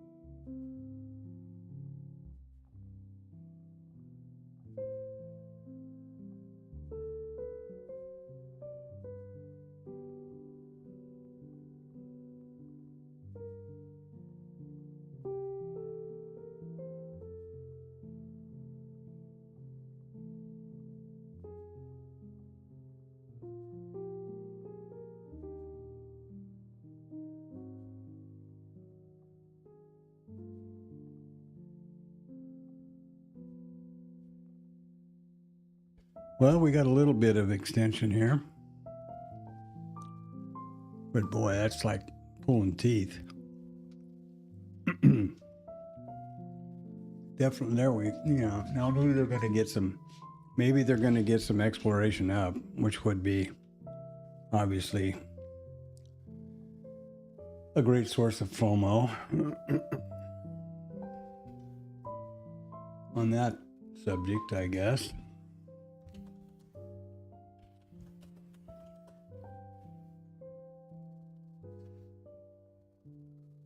It's important to remember that so much conversation these days about trader psychology and all those kind of, that whole subject. And it's a very valid thing to think about and discuss. But as my point of view is as follows. Our minds have developed, whether you're a creationist or an evolutionist or whatever, I think everybody agrees that the species has been evolving or improving over the, since humans began, whichever way you want to think that they began. And part of that, or as a result of that, is wiring in our brain, stuff that kept our ancestors alive and allowed them to pass on the genes is wired into us. Ancestors or humans that didn't have those tendencies ended up something else's lunch, probably, and didn't pass on the genes. So FOMO, fear, wanting to be right, wanting to win, aggression, all of those things, those are all baked into us. Those are all hardwired into our psyche. I prefer to call it our monkey mind because I think that we evolved, so I'm going to call it monkey. And you're never going to get rid of that. You can't, I'm going to eliminate FOMO. No, you are not ever going to eliminate FOMO. The way to approach it is, and this is my belief, right? Recognize those emotions and don't act on them. It's not, oh yeah, I recognize that for me to trade breakouts is a FOMO. I have an error code, error-BO as a FOMO. Because for me, it's like, damn, I'm going to miss this trade. And I realize that breakouts are a very valid setup or methodology. I mean, for Christ's sake, the turtle traders, that was the whole premise of Richard Dennis's turtle experiment, and they made hundreds, I think hundreds of millions of dollars in 4 or 5 years. Damn sure a bunch of millions of dollars in 4 or 5 years. Breakout only on futures. So I'm not saying it's my way or the highway here, any of this stuff, but this is what I think, and I'm talking to myself. So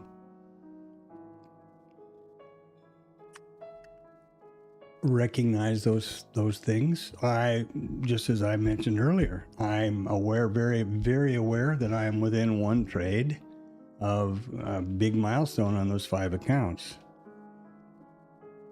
Unfortunately, I'm aware of that. I wish I were not, and then I would be trading without that impetus in my mind or that trigger. But I had to become aware of it because there was a problem with the data and the account, so I had to go look at those accounts, and I realized, oh shit, I'm one trade away from that. And had I not known that, I probably would have been over that hump a long time ago. But here you are. I'm aware of it, so I try not to react to it and FOMO trade it or whatever else it is. This is not, in my opinion, an A+ setup. It is an IB continuation setup. Now we are extending a little bit north. Remember that we extended a little bit south earlier.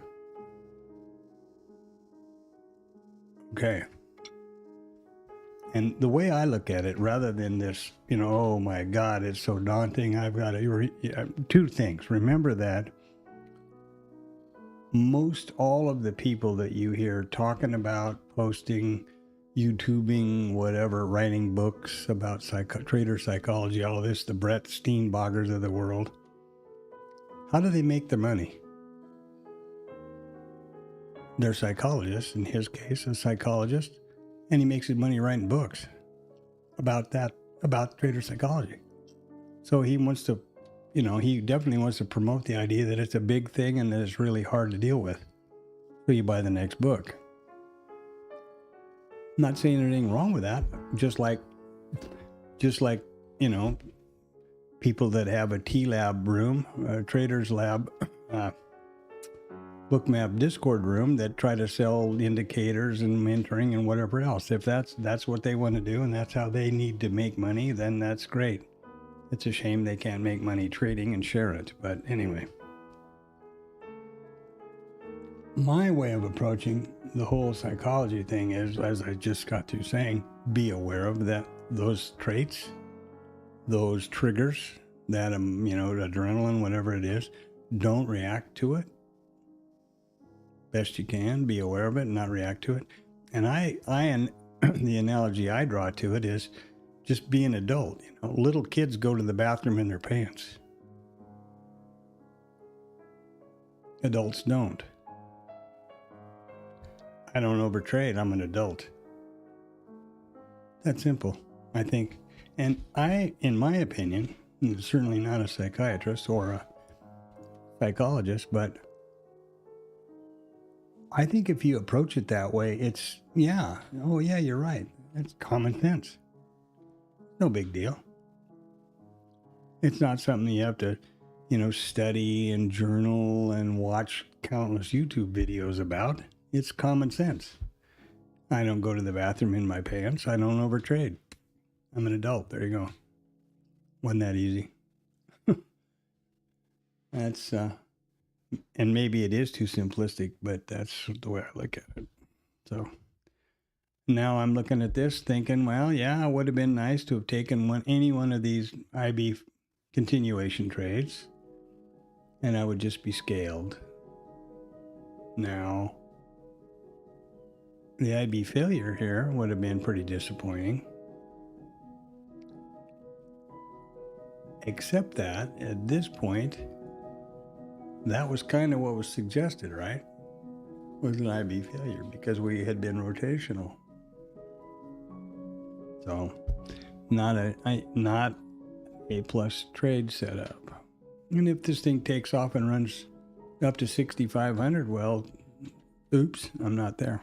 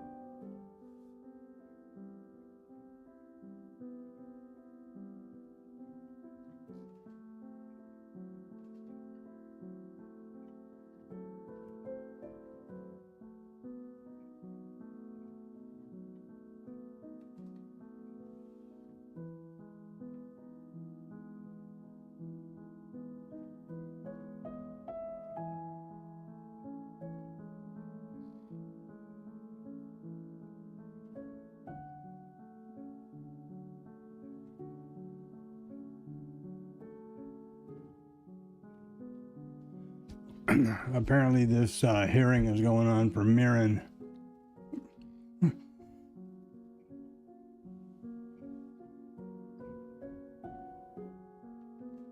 Which is all around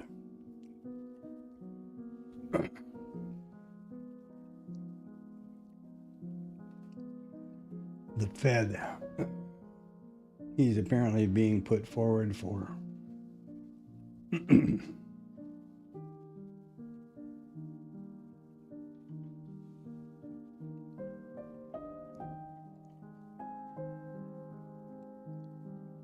I don't know.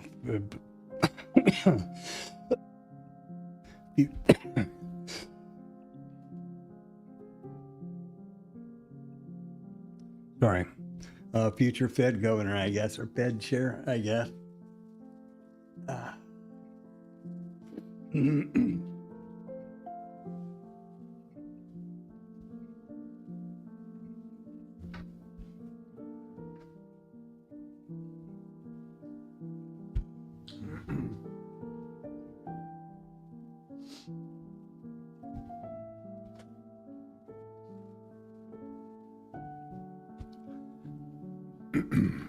And I hate to, sorry, I'm choking on something there. The unfortunate part about it is many things he says here are reasonably, looking at this, many things said here are, make sense. But the problem is, I don't think there's any compulsion for some of these candidates put forward by the current administration to tell the truth. Just as, and that's based on the history of candidates that the Trump administration, Trump 1 administration, the first time around, put forward, like with Supreme Court justices, for example, Kavanaugh. Those guys testified very clearly that they would definitely not do this or that or something else, and the first thing they did was do those things. So I would be real leery of anybody, and of course there's no way to tell what they really believe other than their record.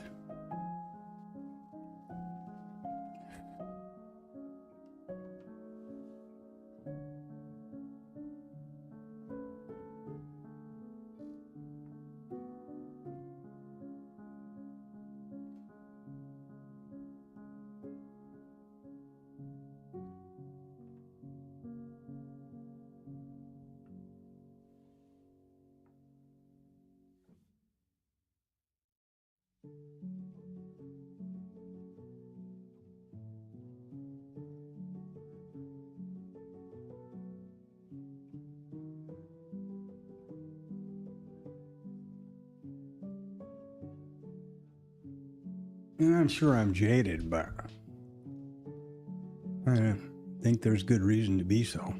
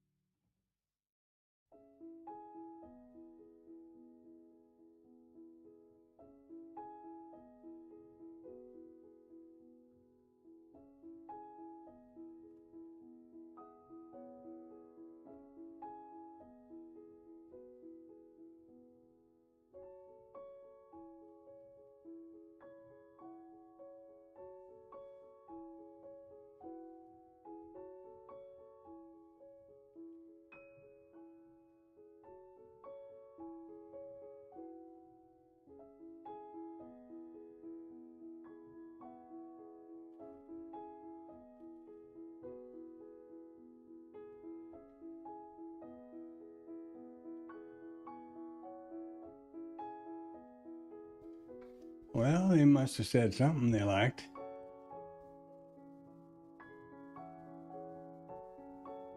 Trump's variety of policy is quite disinflationary.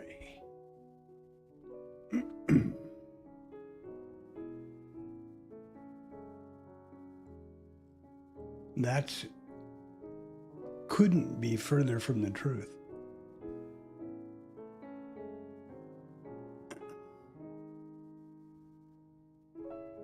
What the hell is CEA? Oh boy.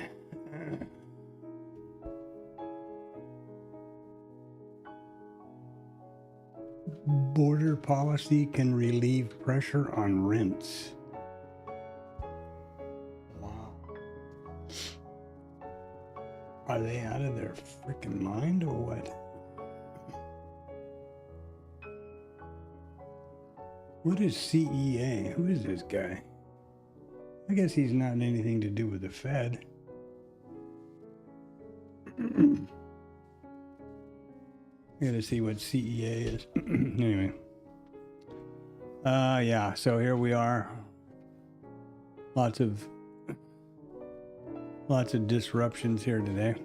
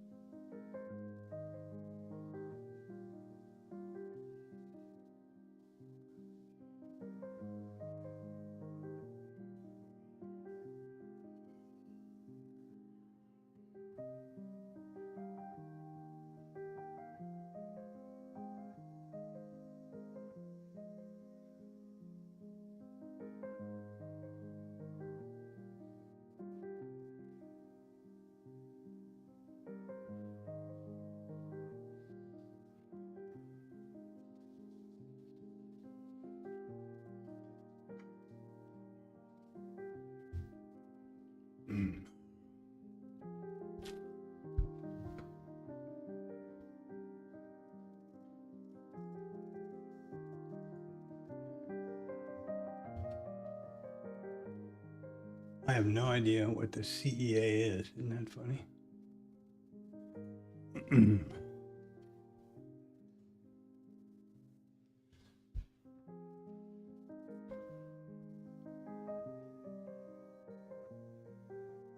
Council of Economic Advisors. Okay, so he's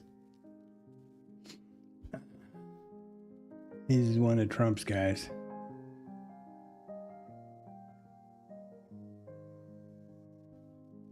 And what is he confirmed to be?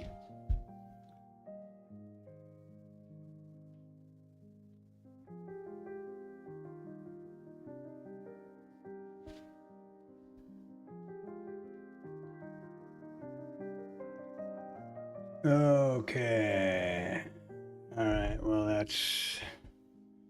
And he's being interviewed by CNBC and Fox News, so you know where he's coming from right off the bat, out of the bat. And any economists that say that the current economic policy is disinflationary and that is a freaking idiot. Sorry. Okay. Well, they, so this last touch would have been a scale, and now who knows what, maybe great, who knows. There's 10 points almost, so that could have been good. Too much inconsistency here today for me. I can't focus on this noise.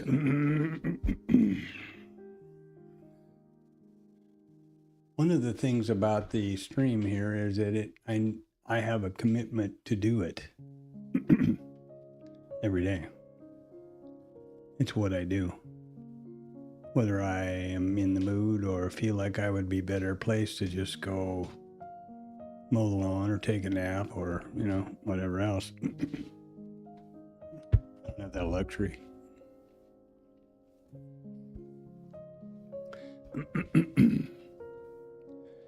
Because of the transparency and the consistency and the accountability, there can be no gaps. There can be no, there can be no gaps.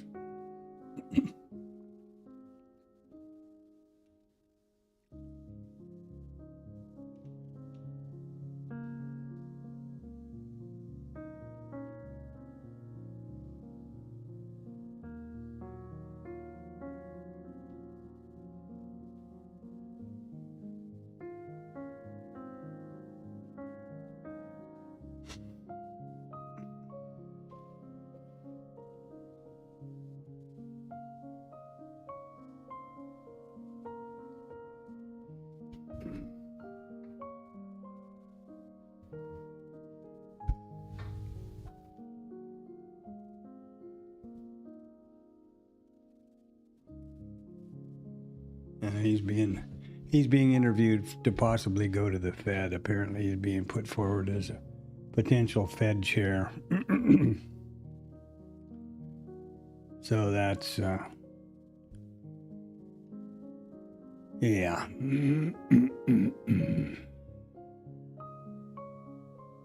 Got an iceberg here. Loading the boat. And this is just, day sucks. I'm not having any fun today. I don't have anything else to do that would be fun. That I know of.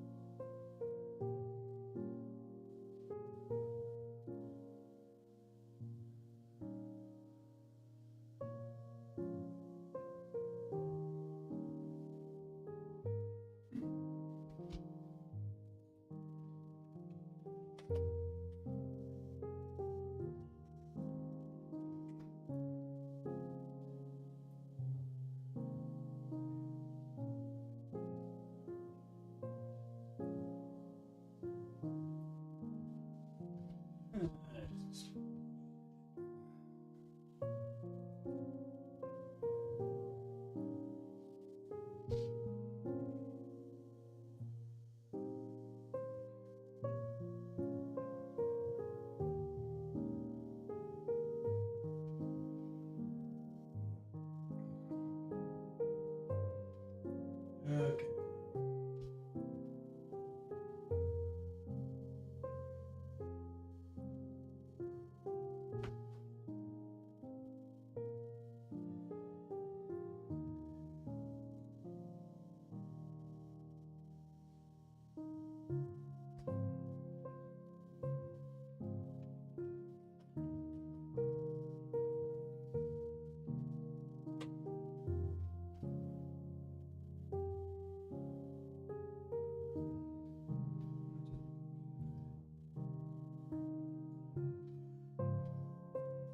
The internet now.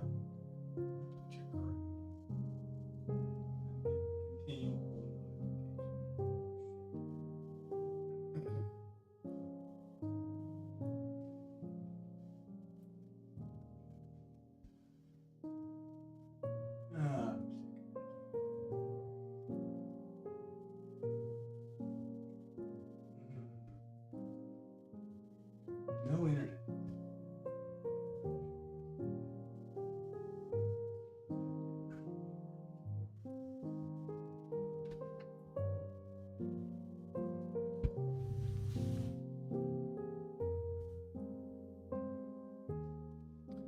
Oh, that old machine. I've got to do something. Now I'm getting even more disappointed up here.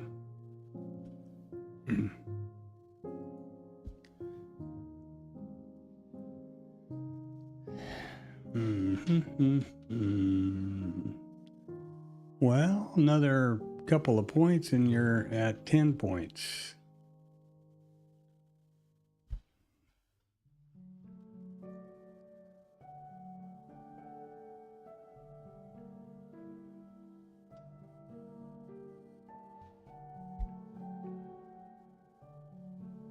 Come on, man. What's going on here? I'm in the mood for this.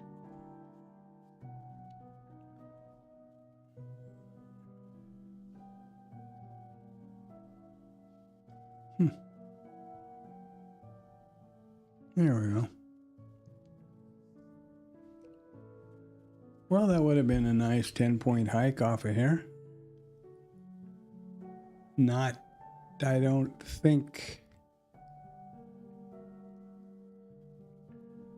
an A+ trade, because it's a continuation trade away from the mean reversion, so it's not the suggested trade. And it looks like we got about the same amount here as we got down here. Now what are we going to do? I don't know.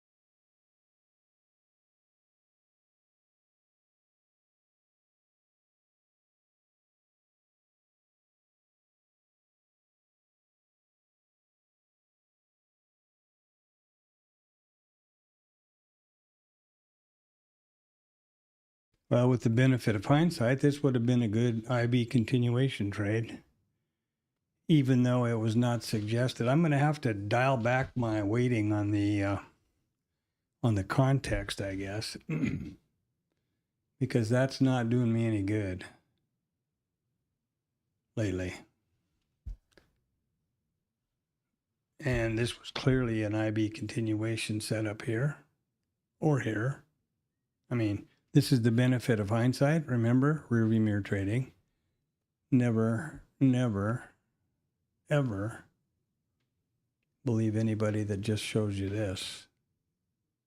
But you do have to review things. I have to review things to be pattern recognition and all that kind of stuff. So I spoke about this at the time and why I didn't think IB continuation was particularly the best idea, because we had basically been rotational, which is typically suggestive of IB failure.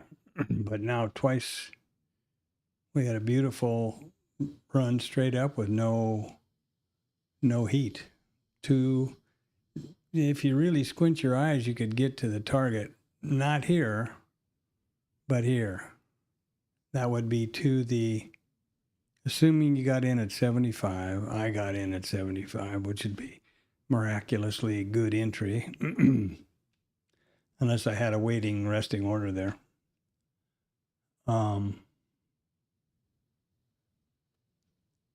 85 is 10, and 2 more is the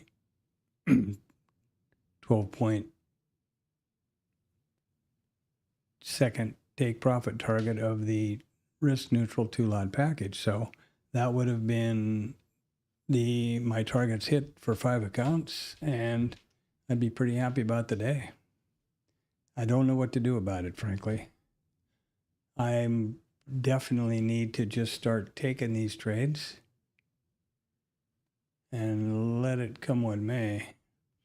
I'm just about ready at the point of being able to accurately backtest them with IRT. I figured out what that code problem was that I battled with all weekend. So we'll see. But I'm not making excuses, but I am getting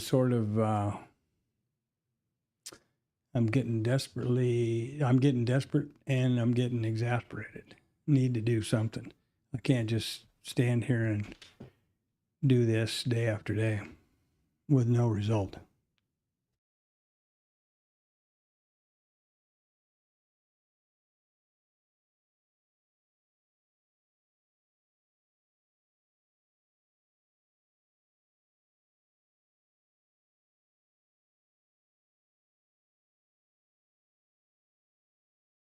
Quick run around the roses here. First of all, what's going on? And I guess they're having this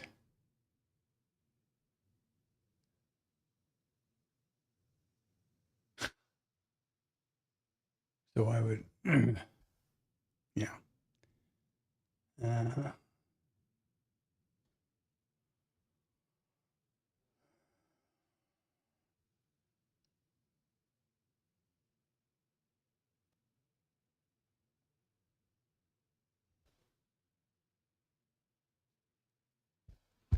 This right here would be a disqualifying response on my part. This guy, I'd tell the guy to get up and leave.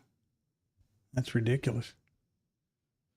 I mean, completely ridiculous. That completely signals without question that he's 100% a lackey, in my opinion. So, all the rest of it is just, BS and bus tickets. That's the big problem that we face in this current environment politically.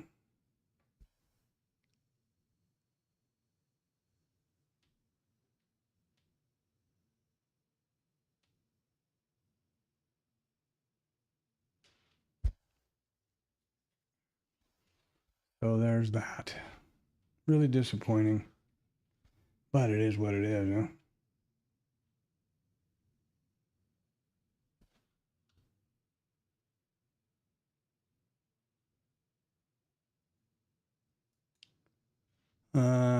what's happening there. Okay, and what are we at? We're over here. So there was the news. Here we are around the horn. Boom, boom, boom.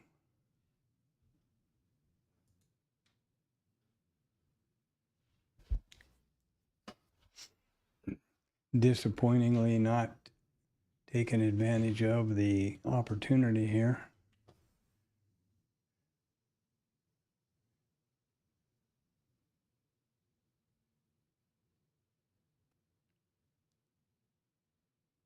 That, and therein lies the problem with vetting these trades is obviously anybody with eyes can tell you where the statistic is. Okay, there it is. Right here was the statistic. That's where the IB high was broken. Then what do? What is the context? What in this trade, at any point in these trades, would one suggest or anticipate an IB continuation? Well, here would probably be the first one. Let's look. Except, what have we been doing here so far? We've been mean reversion. The idea then which suggests a IB failure. And we do this. Well, now it's too late because here was your test. How can I do this exactly? I can't really exactly do this. The only way to do it precisely is replay, which Bookmap has a phenomenal replay facility. You can't even tell that it's not the live market, other than there's a big scroll bar up here and a bunch of other indications that it's not, including down here that says replay. What I'm talking about, you can't differentiate between the price movement and the progression from live market. Certainly not. There's 1,000 ways that you're not gonna, try to phony it and make it seem like you're trading live when you're not. But so the key or this could you say was the trigger? The first one?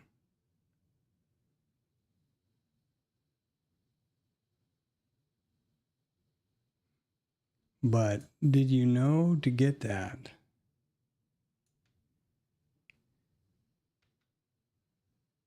I guess that's where you have to just rely on your statistics and go for it. And then test back again, no heat. Okay, no problem, no heat, no heat, no heat. And then finally, it gets going. And it gets going up to and including the T2. Okay. So that's what I have to review and get back to. What is the missed trade? So there we are, a misvetted trade. It would be the IB continuation trade, which again is picking that exact target, considering where you are in the market would be here. Now, it's important to remember that there's a scale. So after this point, you're just got your helmet on, your feet up, and you're letting the thing play out. And it eventually becomes a reality. What did you see right here? Does this look like it's going to mean revert back again? It did to me. That's why I didn't take the trade, obviously. But in hindsight, rearview mirror trading, which is so miraculously clear. Now here's another one.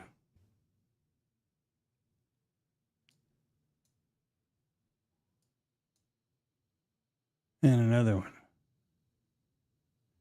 I don't know.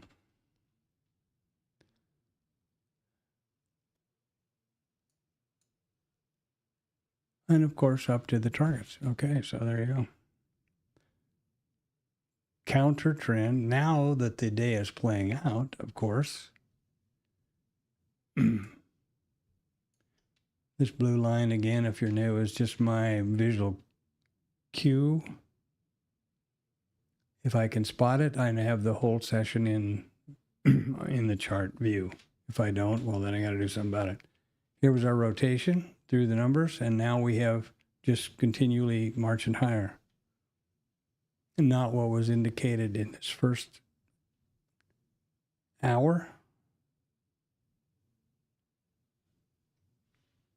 I have to figure out a way to understand that. And I have to figure out a way in my back testing to accurately identify this phenomenon.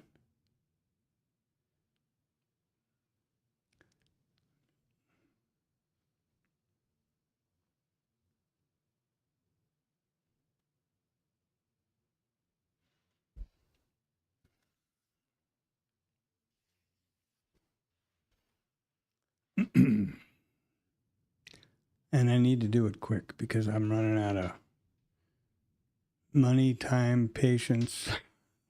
Pick one. You know, I can't just stand here and be a internet YouTube wizard and have 10,000 followers or something and was getting paid by YouTube. Okay, sure. I'd be happy to do that all day in and out, day in and day out. But I'd be honest about the fact that I was not supporting myself with trading. The object of this is my virtual journal for trading, and that to develop my trading business, which is my means of support. The goal of this journal, this stream, is that.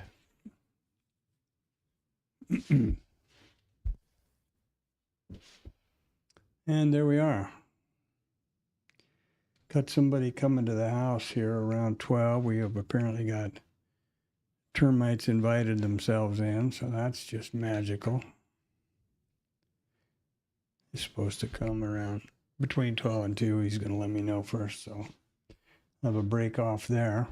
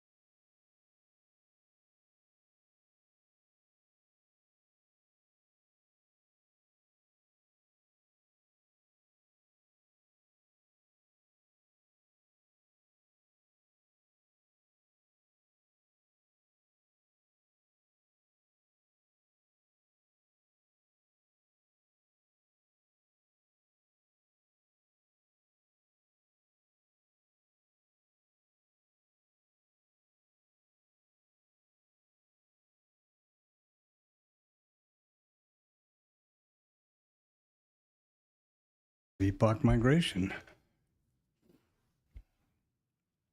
Basically the first meaningful one all day. So we are making progress higher.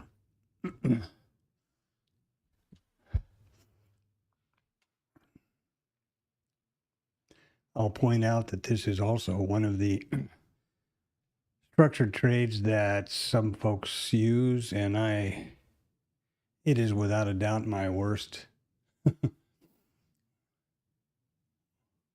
or lowest probability, shall I say.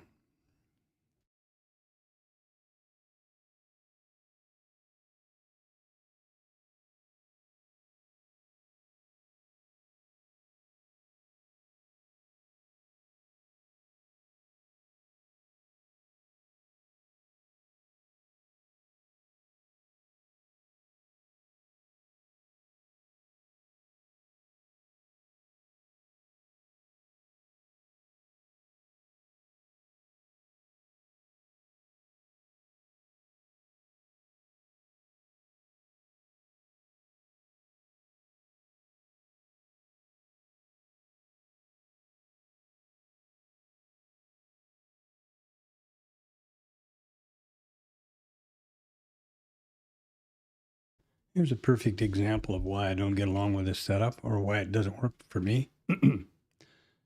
The premise is that if the volume point of control goes one direction or the other, in this case up, what does that mean? Well, the definition of the point of control, if you think back to the pre-market here, is that price at which the most contracts have traded so far in the session, which is right here. Now, that means, if you extrapolate that a little further, that it is the most accepted price, traded over the most.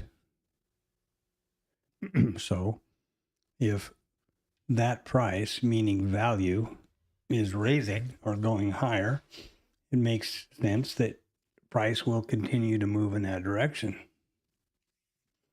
The big, and how can you possibly miss this yellow line moving around on your screen, or the yellow brick road, as people refer to it euphemistically? And I agree. Therefore, it's the first setup that a lot of people try to trade. And then they get slaughtered because, hey, Richard. Oh, what a big shot road trip. All right. Have a lot of fun.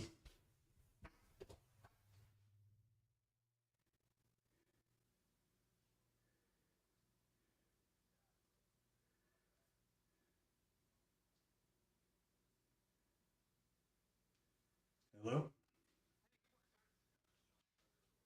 Yep. Sorry, I got you in my contact. Well, because I get so goddamn many spam calls in the day. If I don't put something in there, I don't answer any of the numbers, you know? It's just ridiculous. It's ridiculous. Yeah. Yeah, exactly. All right. So you're on the way, are you?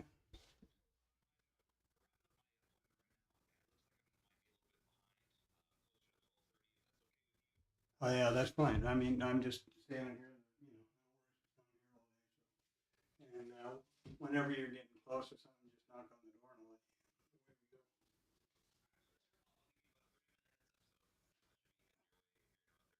let you. Okay, cool. Thanks a lot, Travis. Bye. Goddamn stupid phone. Jesus, I'm sick of that phone.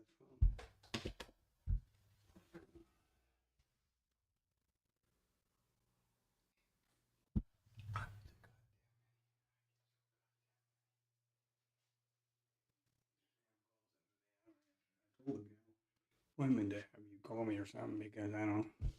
Yeah, so anyway, I've got a guy coming over here. Good for you, Richard. I hope you're having something going somewhere fun. Are you staying in England, or are you going to slip under the channel and head to the continent there? Whichever. Have a great time. 2 weeks. Good for you.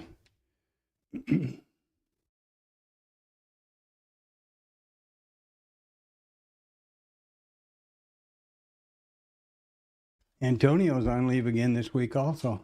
So Everybody's having fun but me. I'm over here playing with termites.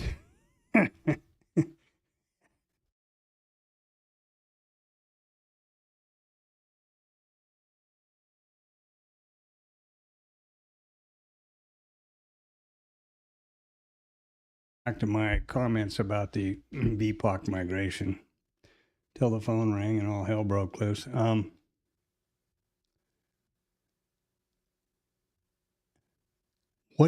What are the parameters and what is the trigger? For example, if you got long the minute this migrated, 83, and you're stopped out, did you wait for it to come back up here? You know what I mean? You see the point. It's just like all the what ifs we were looking at over here a minute ago with this IB continuation that is a missed vetted trade for me. Yeah, this has got to be the worst one because it's probably the most obvious. I know the IB is pretty obvious also, but this big yellow line zooming around your chart is pretty hard to miss.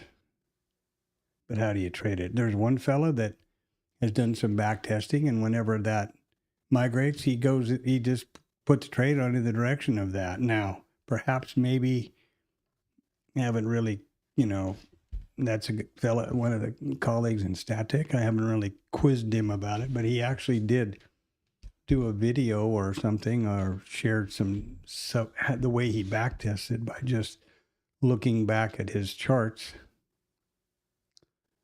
which is something I'm trying to avoid because it's too easy to, be a little loose with your parameters. I think that if you can code the back test, there is no flipping way it can be cheated. If I have an entry that says VPOC migration higher, resting order goes at that VPOC long, and we get up there and hit the POC, take the entry, and then do we get the targets or do we get a stop? That's once you've coded something like that, there's no discretion. There's no eyeballing it on a chart. I think it's much more, for me, it's much more meaningful. But I'm struggling with it. I'm telling you, I wore my eyes out for the last 4 or 5 days trying to code up what would be the agreed parameters for the IB failure with Static, a collection of really successful traders that I'm fortunate enough to be involved with. And it's a giant pain in the ass. I really admire quants because they have the skills and I guess the logic, both coding and logic skills, to code a trading system which eliminates discretion. And that's key, I believe.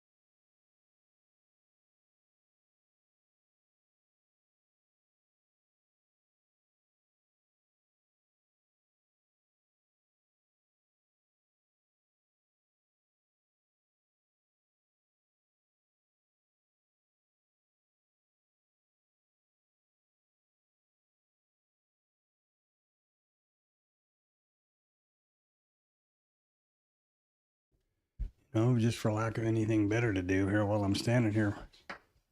I'm vetting these IB trades as I spoke about way earlier. And so there's nothing else on my trade table until that's over with. And I've kind of set a goal in my mind that this moving these 5 accounts to XFA will have been a successful bunch of enough of those trades to vet that my concept of the IB continuation does work. And so at that point, I'll be able to take other trades and or move my targets to trail up and things like that, or my stop to trail up to lock in profits and those kind of things. In the vetting stage, you cannot change anything, any of the parameters. I can't change the stop. I can't change T1. I can't change T2. If I did, then they're not apples and apples. So they don't fit in the data set. It doesn't help. How could I possibly know what percentage of 1,000 trades do I achieve T1 if I change T1? Impossible, right? Or same with stop or anything else. So that's that. But for grins, let's imagine that we have a resting order here at the POC at 83.5 to go long, or a tick above, or whatever you want to do. 84, let's call it 84. We have a resting order at 84. Limit. Long.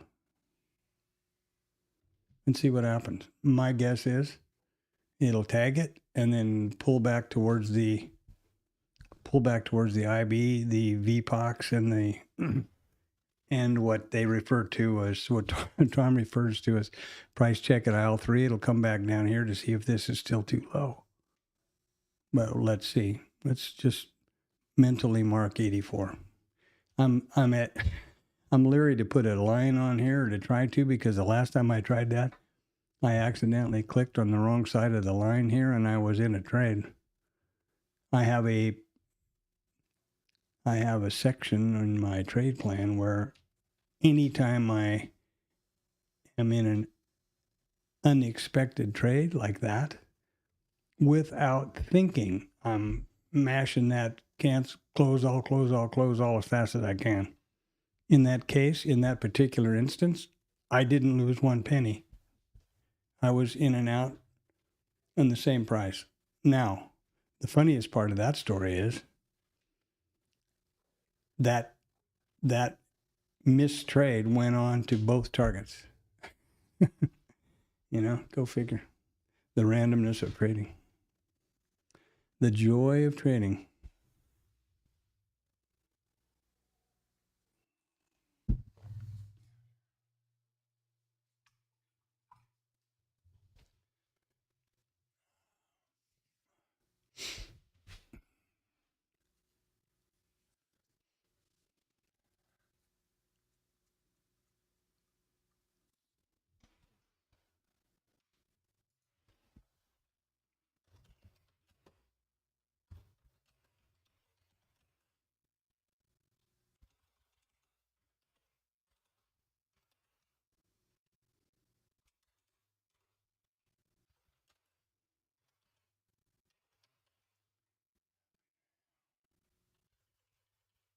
Well, I'll tell you, this is getting weird.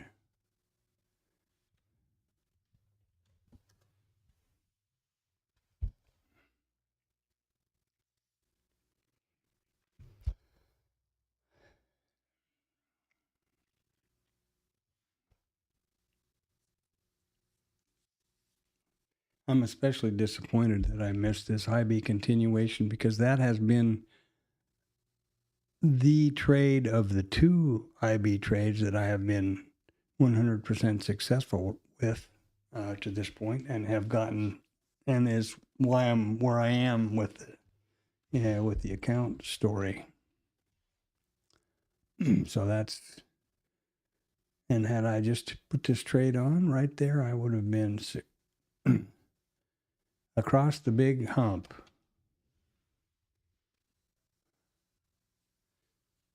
I mean, not suggesting turn the corner and be, never look back on after being successfully, consistently profitable, but into the next stage, the XFAs, when I'm getting paid and it's real, right?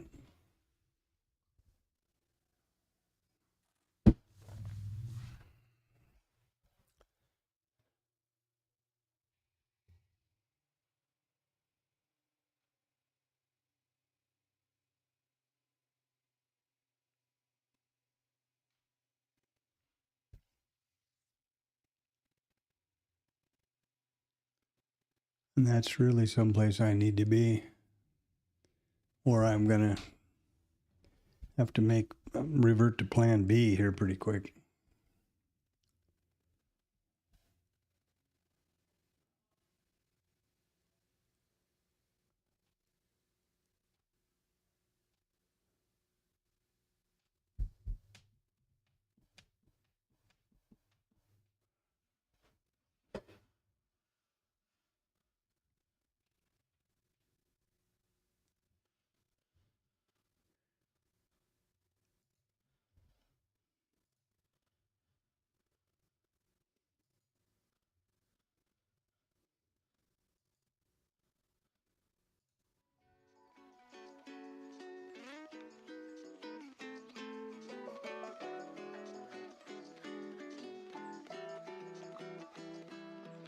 Wow, and a big build in crude inventories too. That's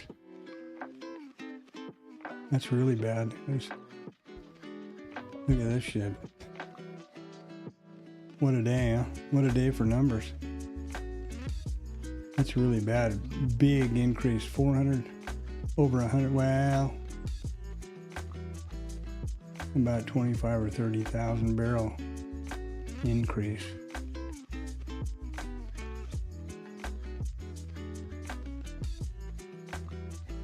What is this bozo up to over here? I guess this other guy's through dodging questions. And there you go. Well, we haven't been tagged in yet.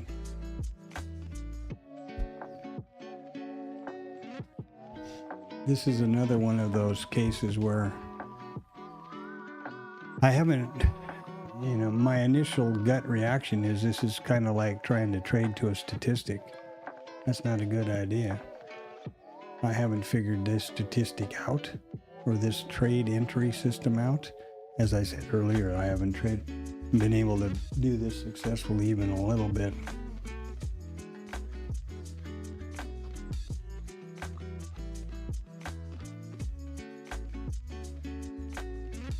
That's not actually true, of course. It's a random environment. The probability of the next trade is 50-50. If you've got your,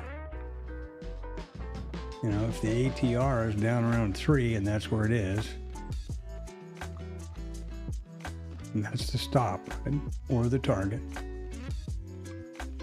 or the risk neutral scale, you got a 50-50 shot that you're going to get at least your risk neutral scale out of this thing. If you just have a monkey throwing a dart.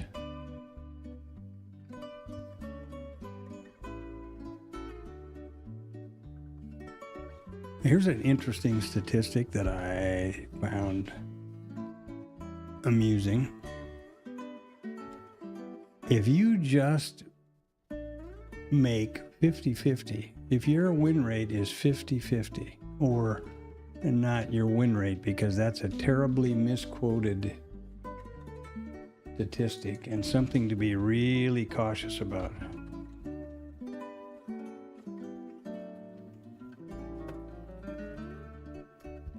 And I'll tell you why. Win rate taken out of context is completely useless and misleading. It's the stock and trade of the rear view mirror guys and the back trade, the rear view mirror internet gurus and the YouTube people. Stop and think about this for a minute. If you have a 75 or 90% win rate. And your risk to reward ratio, risk to reward, meaning risk is the first number, reward is the second number. If your risk to reward ratio is 5 to 1, you're going to be broke. You're going broke. Absolutely. The key is a positive risk-reward ratio so that you're taking 2 steps ahead and 1 step back, for example. So if you have a risk-reward ratio of 1 to 3, you risk 1 to make 3, you can take 2 stops in a row, which is very common and very possible. Okay, we just got along here now with our little hypothetical trade. It's at 84. And let's see where we go. Let's see if we even get a scale. Anyway, so the key is expectancy. That is the best metric for retail traders, probably better than the Kelly criterion or Sharpe or anything else. And the way you determine expectancy is, first, you have to look at a large data set, as many instances as you can.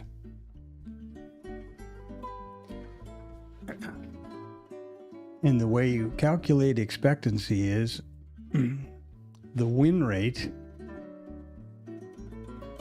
times the average winner minus the loss rate times the average loser or loss. And if that is a positive number, that is a positive expectancy. You can then be reasonably confident that if you trade the same way you did over that data set that you calculated that expectancy on, you will have a positive number. And then you can rely on the law of large numbers to manifest that edge or that expectancy to your bank account. If you don't, you're going broke. You're just pissing in the wind. Simple as that.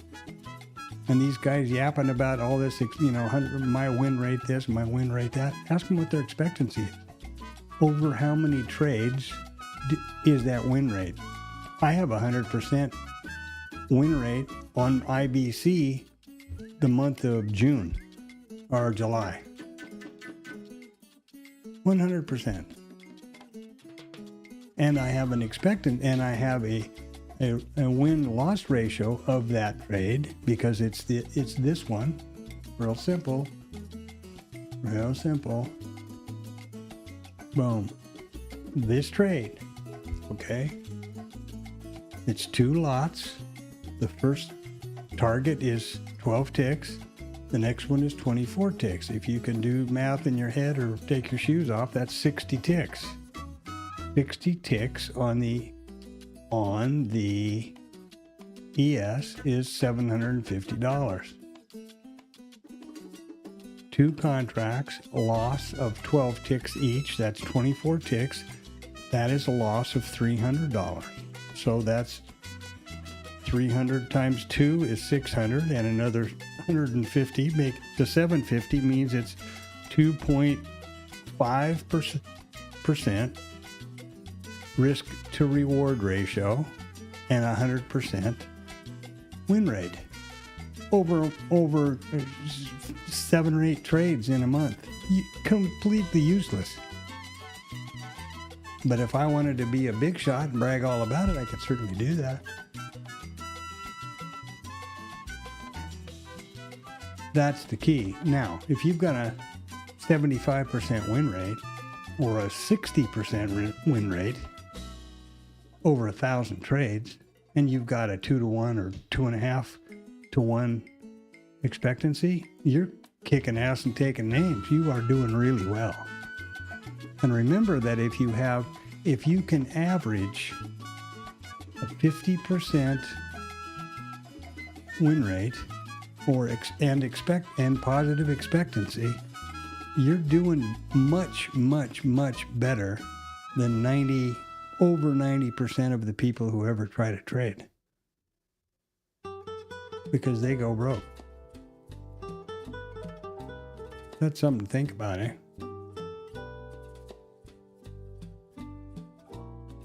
Let me see if I can. Oh, I didn't want to do that. There we go.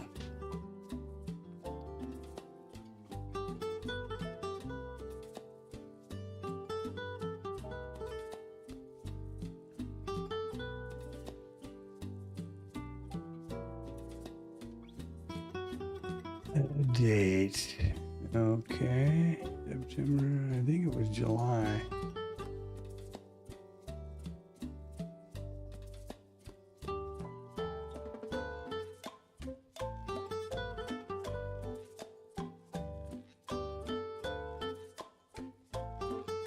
Yeah.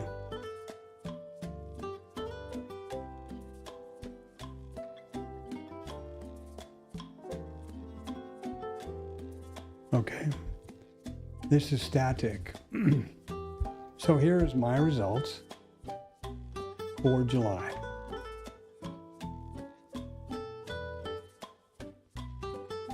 Beautiful.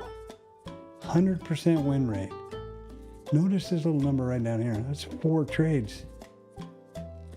Okay. The win to loss ratio was pretty good. I don't know what, oh, I guess that's an end of day trade. Yeah, that's one I got out of early. And here they are for the calendar. And here are the trades. And there's the result of the trades. And there's the daily summary. Real data, real numbers, absolutely.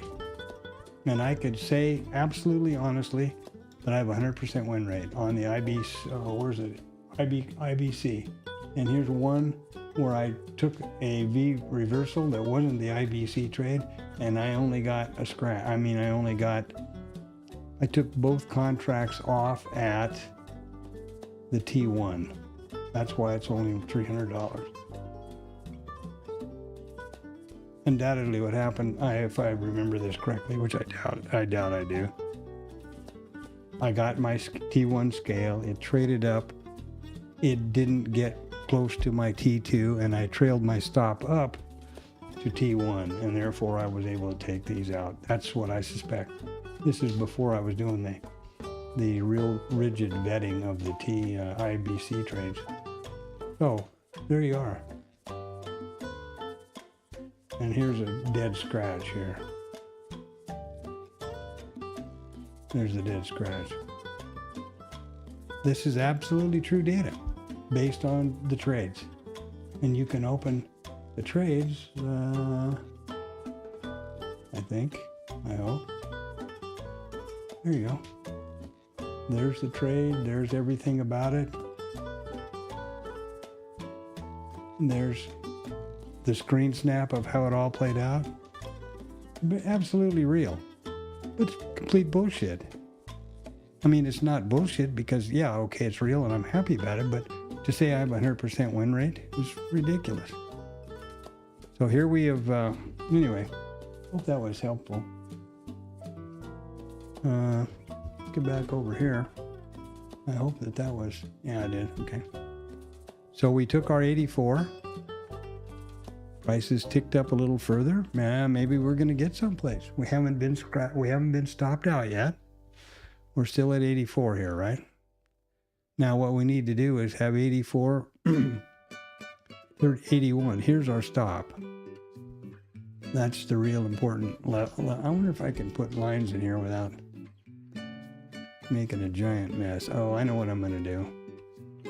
I'm going to be safe than sorry. I am going to remove the ability to trade on the chart and only trade with the gnome. Okay. So I can click here now and there's no issues. Just to be safe. Horizontal line. Okay, 81, horizontal line, boom. Horizontal line.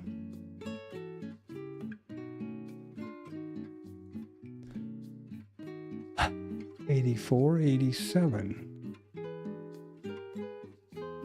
There is our T1. And well, while we're at it, 84, 94, 96, let's put in our T2 and see what the hell happened. This is kind of fun, isn't it? There you are. Now, stop, T1, our entry was 84. I'm not going to mark the entry. I guess I could. Why not? I got lines going all over here on here. Why not do another one, huh? Okay.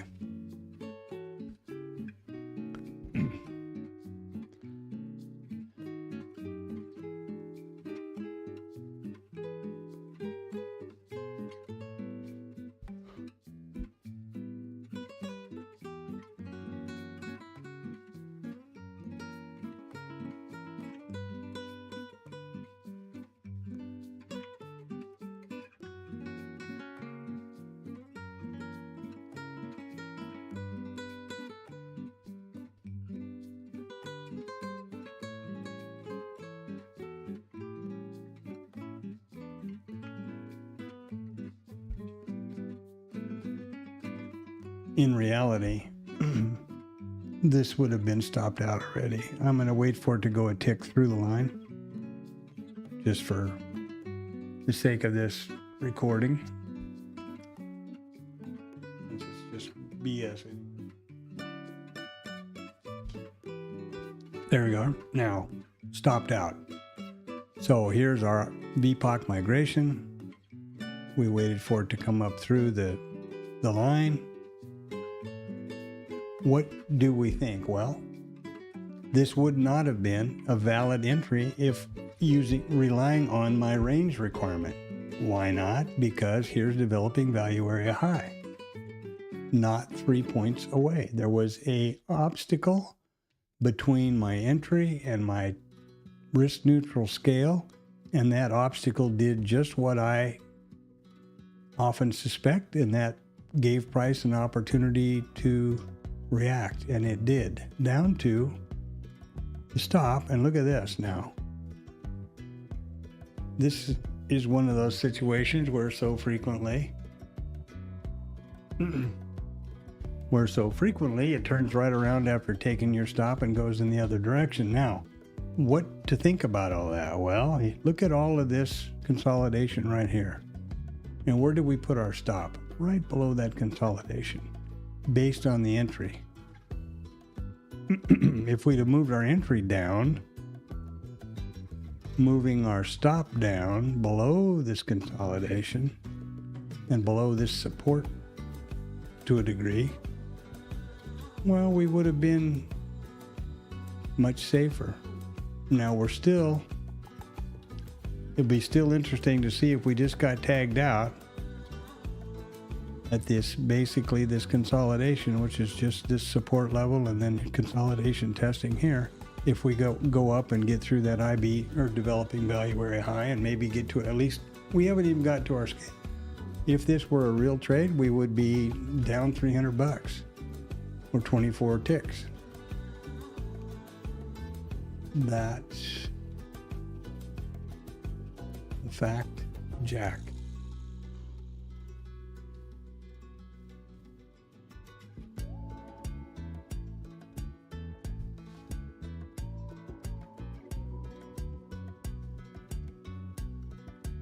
That is a fact, Jack.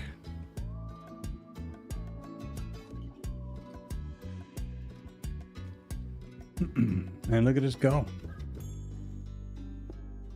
Doesn't this qualify as one of those many son of a bitch that came right down, took my stop and went the other way?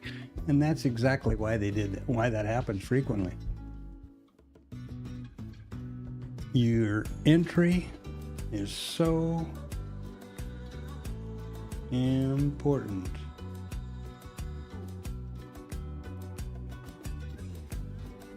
What that is called is an asymmetrical trade location. You want to have your trade location in an asymmetrical relationship to risk. by putting an by deciding to enter here, you put your stop right in harm's way. The idea for an asymmetrical entry would be to put your entry, I guess the way to look at it is judge your entry based on where your stop location would be, because in my case of vetting these trades and with a risk neutral trade, you can't change the stops. Otherwise, all the data goes out the window. So,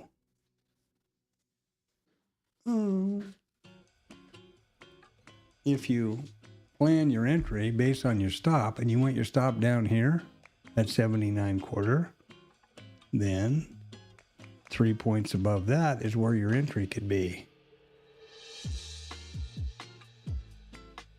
You put your entry right so that your stop ends up right in the middle of heavy traffic, you're going to have the experience a lot of thinking that somebody was targeting your stops. And that's not it at all. You're putting your stops, you know, go out and stand in the middle of the freeway at night with a dark clothes on and see what happens to you. Not a good idea. Same idea. Same exact thing. Now I'm going to shut these off.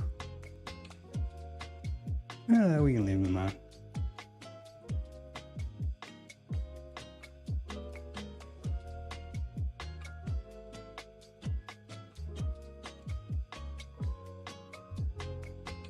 We still haven't gotten our scale. Let's see if we do. Now remember that if we'd have put our entry in a location where we had an asymmetric relationship, there we go. So there you got your scale. And it would have been lower. Another thing that would have happened if I had, or we had, remember this is hypothetical, if we had adjusted the entry so that the stop was below the traffic, that would have also brought the to take profit down below the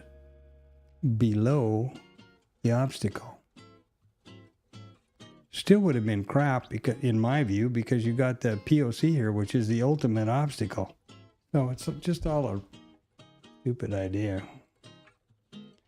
There's no part of that trade that I like, frankly. 94 is we'll call 94 our ultimate two lot target. You know what you call it?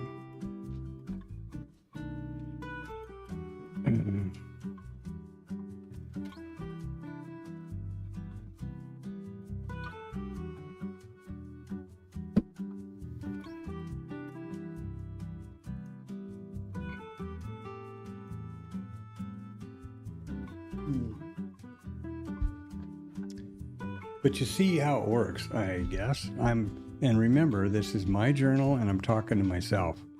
I believe firmly with my complete being that your subconscious mind believes what you tell it, especially what you verbalize. Google that, see what you find. You tell yourself you're stupid, you tell yourself you're overtraded, you tell yourself you're a bad trader. Repeat that over and over again, and you will be all of those things. I have no problems with discipline in trading, because I know that and I affirm that to myself. Now I need to be less, perhaps more risk seeking than I am. And that's what I have to do next. Right here, I would be in a whole different world, mentally and financially, right now. And here we go. We've taken out the target. And are we going to get up here to 94 and get our T2? Maybe. But boy, if you entered right where we did our hypothetical entry at 84, and we got tagged out to the tick, now we're up here, you're going to join that cast of thousands that complains about how they were hunting your stop. That's how it works.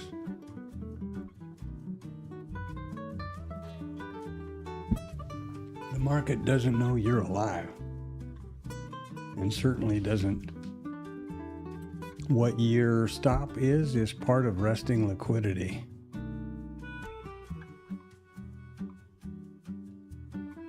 And like I said, if you plan your entry so that you're asymmetrical, if you plan an asymmetrical trade, right? If you put your entry right here, you know you're wrong, and in your mind you go, yeah, I'm wrong right here. That's one thing. That's an asymmetrical relationship. If you put your entry here and you go 3 points, what have you done again? You put your stop in the middle of this distribution.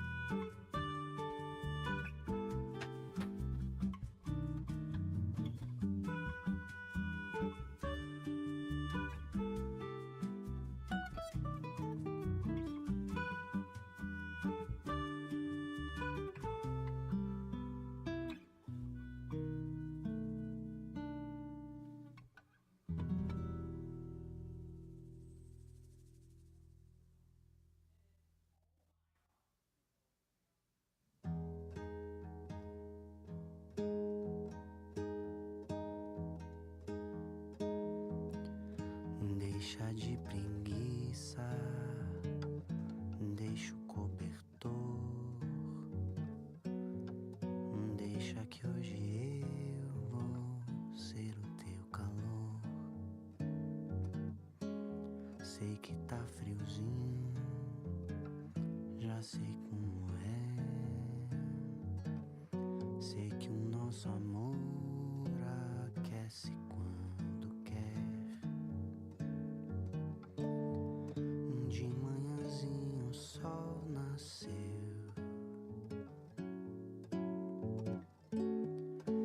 deu esperança de beijinhos. Não espere tanto, tanto tenho a dar pra fazer o frio evaporar. Deixa de preguiça, deixa o cobertor, deixa que hoje eu vou ser o seu calor. Sei que tá friozinho, já sei como é. Sei que o nosso amor aquece quando quer.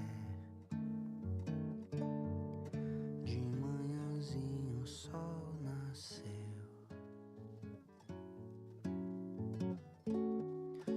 deu esperança de beijinhos.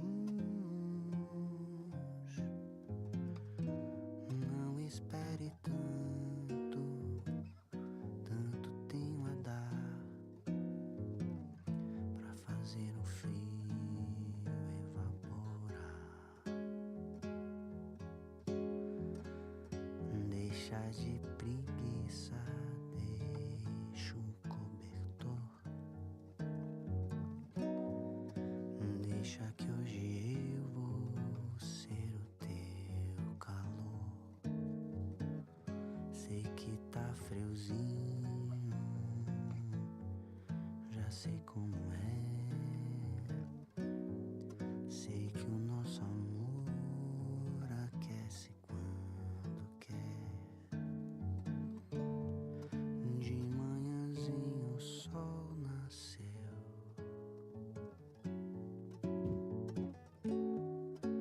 deu esperança de beijinhos. Não espere tanto,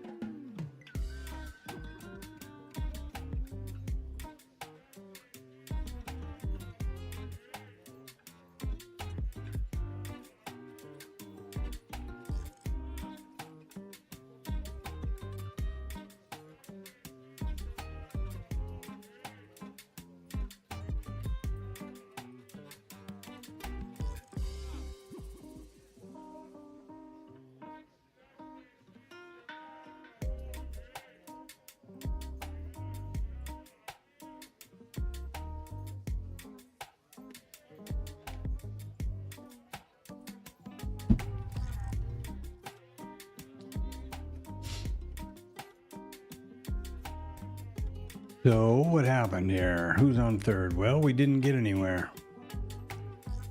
We didn't get to our 94 target. We got a risk neutral scale. We were taken out to the tick. Everybody's mad. You know, it should be pretty clear. The key to the whole thing is to approach it as a business of probabilities. Your whole world cannot hang on the next trade.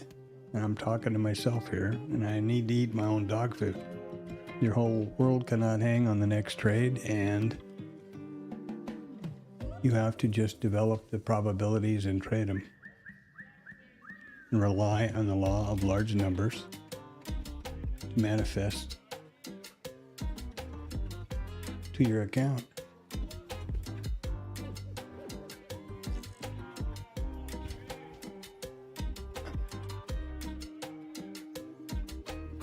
And this is not just, you know, these are not some whimsical thoughts that I've dreamed up myself. This is the basis of the most, in a recognized methodology that virtually all of the successful, historically successful, most successful traders and hedge fund managers in the world have realized and apply to their business. They identify, as I mentioned a long time ago, a specific setup and the criteria to justify it. And then they capture a data set of that specific situation, setup, and criteria over enough data, instances or occurrences that you have gotten, you're relatively sure that you're outside of random distribution. And what do I mean by that? Well, we all know that a coin is 50-50. Flip a coin 10 times, and it's not surprising to anybody that you might have 8 or 9 heads or 8 or 9 tails. Not a surprise. That's called random distribution. You flip that coin 1,000 times, that probability narrows down towards 50-50. So you don't want to take like the data I was showing you about my IBC stuff. It's 100% win rate, 100%, no losses. Over nothing sample size. Very definitely, most likely within random distribution. So that's why you have to approach it as a business of probabilities. If you've got 1,000 trades and you know that your win rate is 60, 40%, whatever, 47, 45, whatever it is, and your expectancy is 10 ticks or 10 points, whatever, however you've done it, and you have a string of losses in a row, what do? You look back at the data set. You look back at 1,000 trades. You go, nope, this is within my probabilities, and this string of losses and this expectancy is within my numbers. So you take the next trade. Now, I'm talking about the most successful hedge fund people in the world and traders, Jim Simmons, Ed Thorpe, Paul Tudor Jones, Ray Dalio, Tom the Trader, the guy who wrote The Best Loser Wins, all the way down, Tom Sosnoff, all the way down to people that I trade with every day, like Rod and those guys. They all function on the same principle that are successful. And there are others in those rooms, like one fella there that said something the other day to me about, well, I'm funded now, I'm in the XFA. He'd overtraded so much consistency-wise that he needed to get he had a $9,000 profit target. He had to get $12,000 to pass the XFA into the XFA because he had overtraded so much.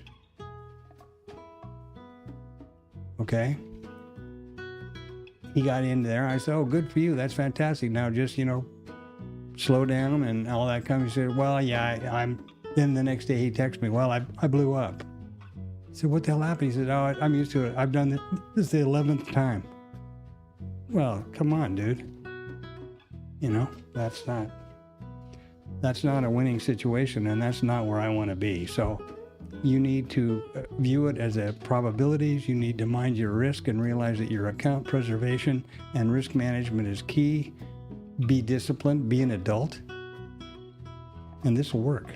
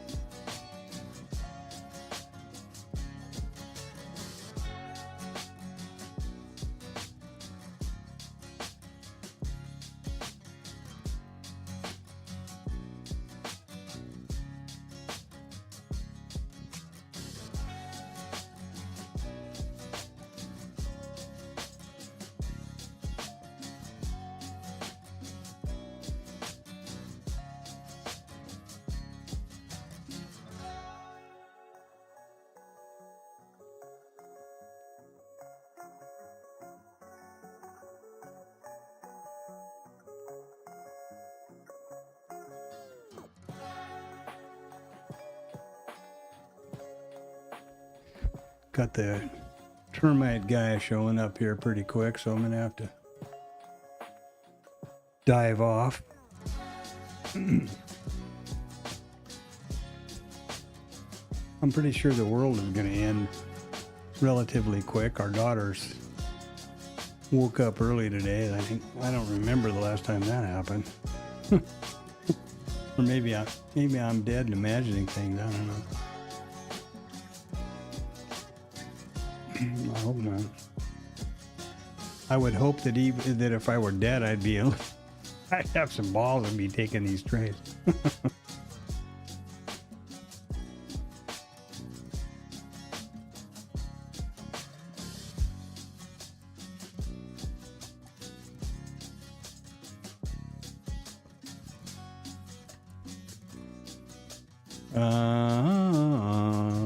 Well, we've only gotten to our risk neutral scale, remember, from our hypothetical entry at 84. Or 85, I guess it was. No, it was 84, wasn't it? Shouldn't have taken the lines off. It was 84. Yeah. Because here was our stop to the tick, baby. Actually, no. More than the to the tick. It's one tick past the tick, so yeah. A classic example of stop they hunted by stops. Maybe not.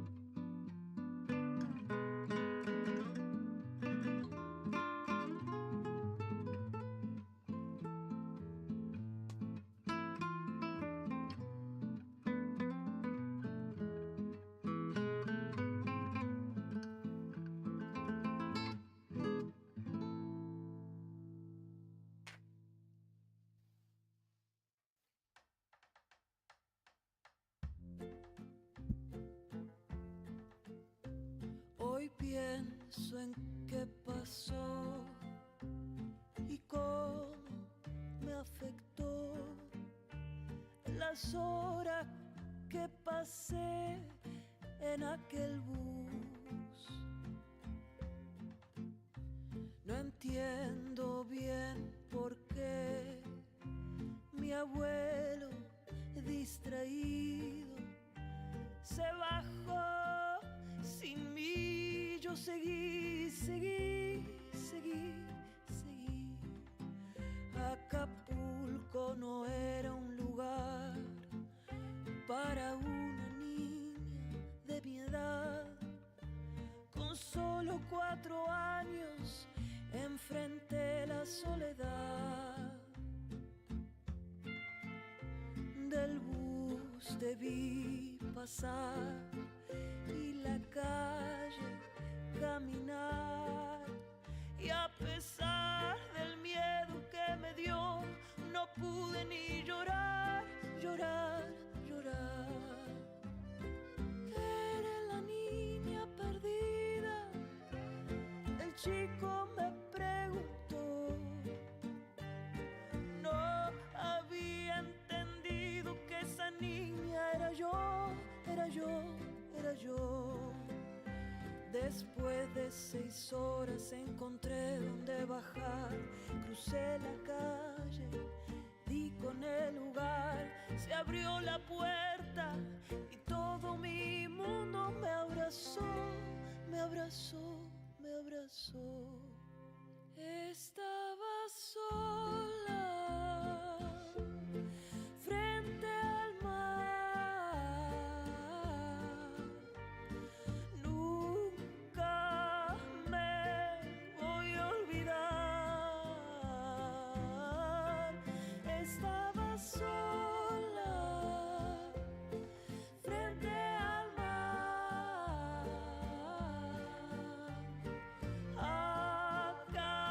Acapulco era el lugar.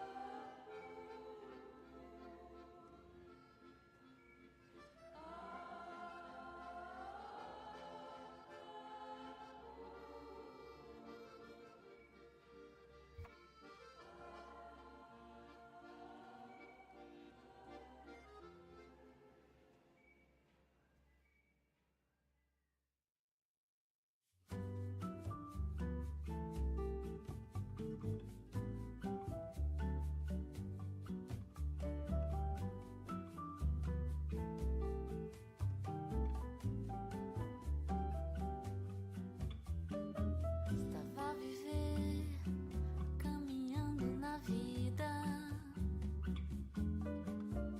sempre chorando por uma nova ferida. Mas como até que de um mato nasce uma flor, muitas vezes é da dor que vem o amor. Eu que pensava que era um engano, olho seus olhos de luz e vejo um anjo. Esqueci dos tropeços, esqueci das caídas, em noites perdidas.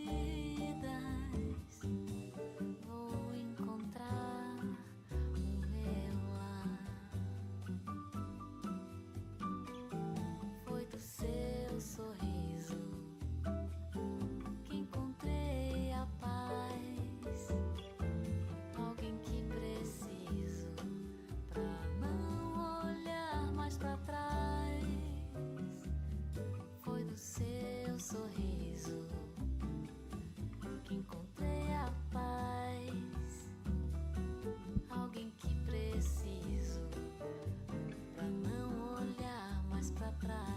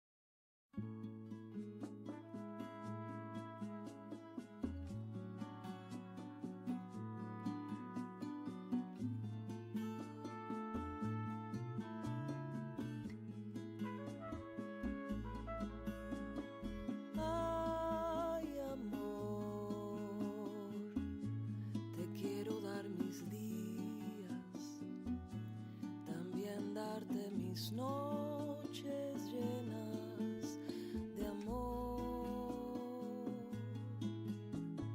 Corazón, hablarle en poesía, cantarle a tu alma y llenarla de ilusión. Amor, te quiero dar amor cuando sientas dolor. Quiero acompañarte hasta que te salga el sol. Besar todas tus lágrimas y darte todo mi amor.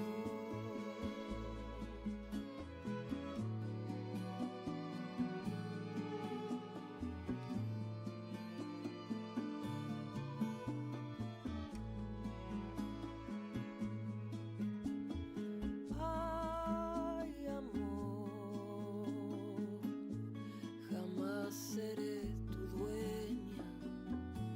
Yo quiero que me elijas cada día por amor. Corazón, todo lo que viví fue para prepararme y reconocer tu amor. Amor, te quiero dar amor cuando sientas dolor. Quiero acompañarte hasta que te salga el sol. Besar todas tus lágrimas y darte todo mi amor.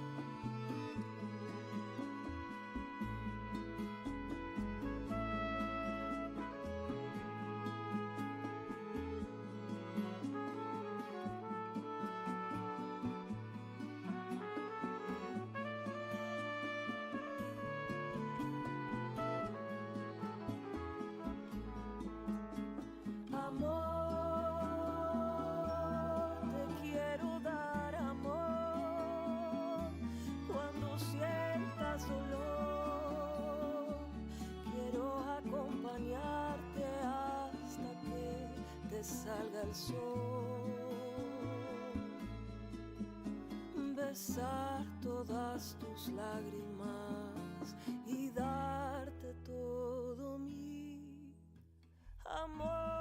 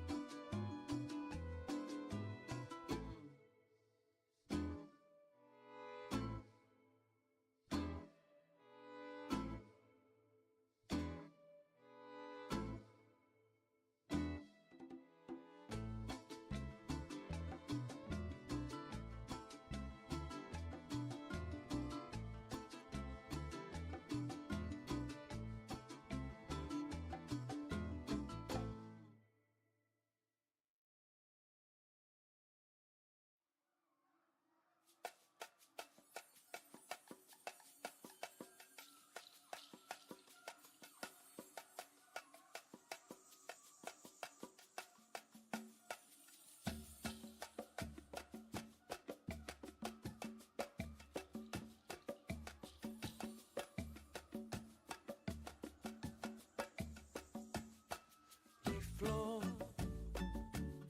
querida,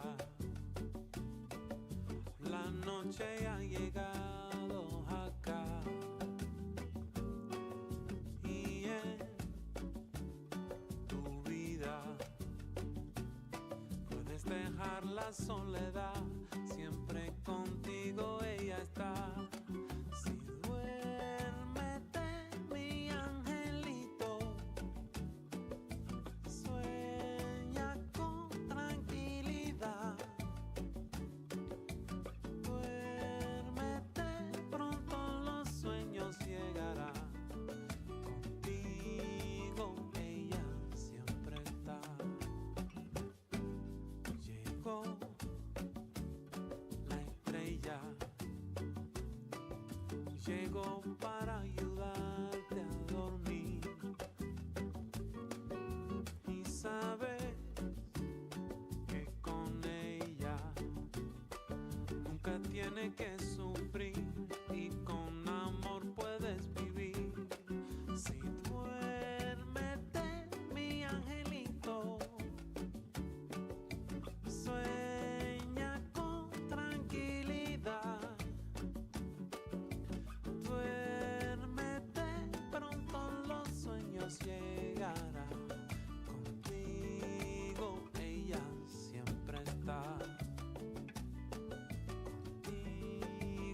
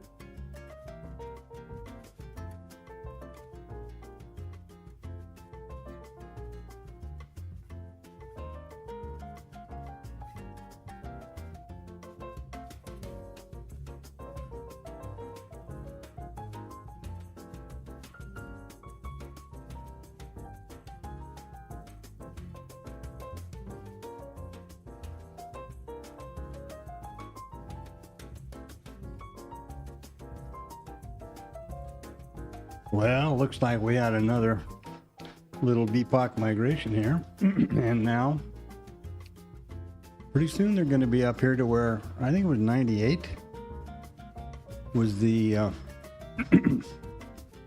yeah, it was. 98 was the, or 96 was the level 2. So there's twice that blew it today. I'm so proud of myself.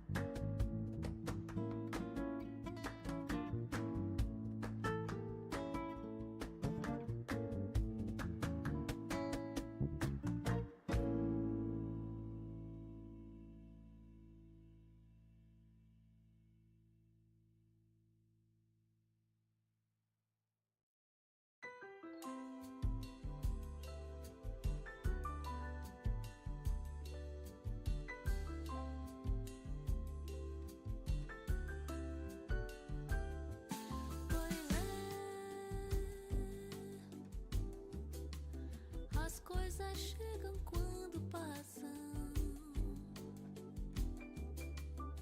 Se o que aconteceu de errado, veja bem pelo outro lado, é o que faz você agora.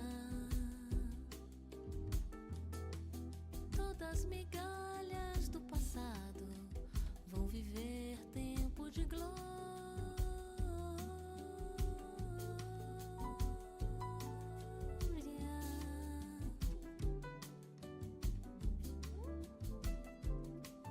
Pois é, o tempo de Deus não tem razão. Até o dia que soltarmos que nos foi presenteado esse pássaro na mão. Seu assovio é tão lindo, é o canto do perdão.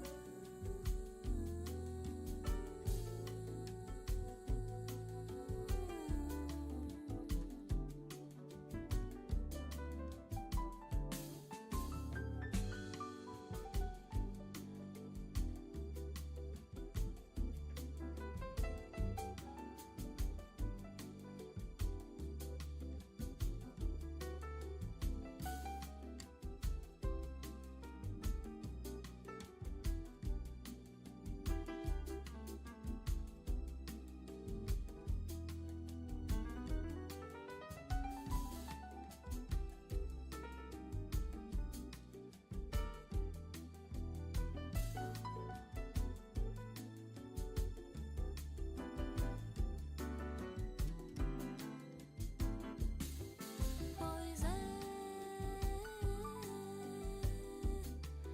as coisas chegam quando passam.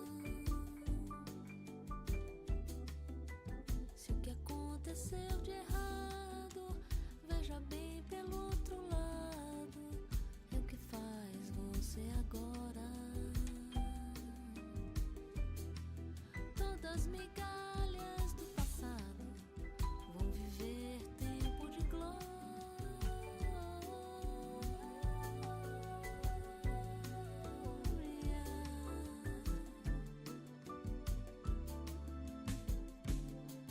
Pois é, o tempo de Deus não tem razão. Até o dia que soltarmos que nos foi presenteado esse pássaro na mão. Seu assovio é tão lindo, é o canto do perdão.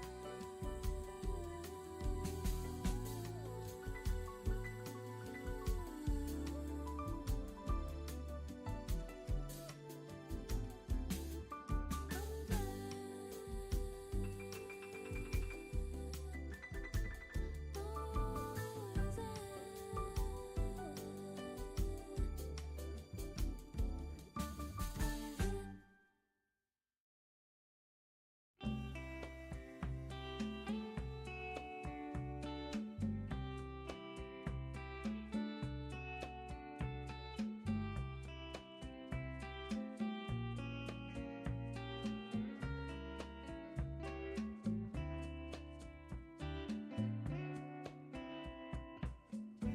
Salgo a caminar al sol por nuestro lago y por donde mire te veo en todos lados. Tantos recuerdos, cuánto hemos pasado. Ay, amiga, cómo te extraño. Ay, amiga, te extraño.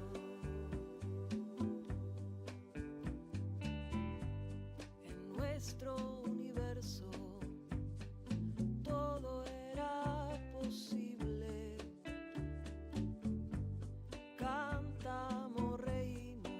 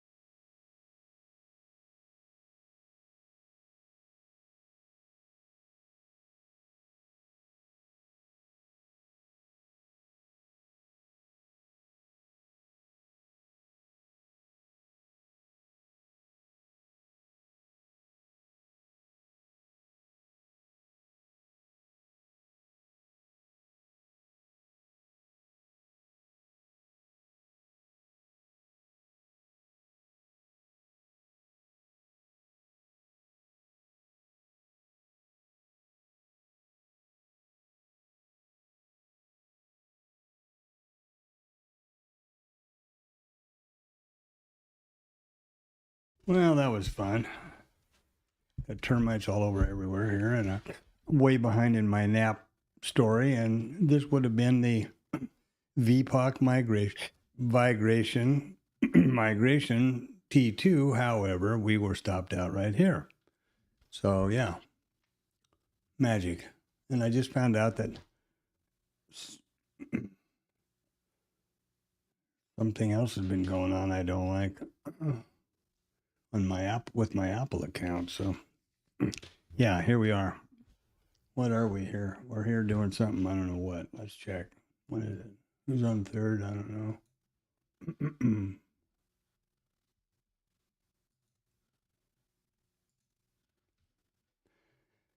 Okay. We are moments away from the power hour. I'm moments away from even know what's going on today. Tomorrow is the all-important non-farm payroll. I'll run through the daily wrap-up here, such as it is, about 2:30, 14:30. I'm having all kinds of drama here, being able to get the back testing to work and my card thing to work and work. Many things.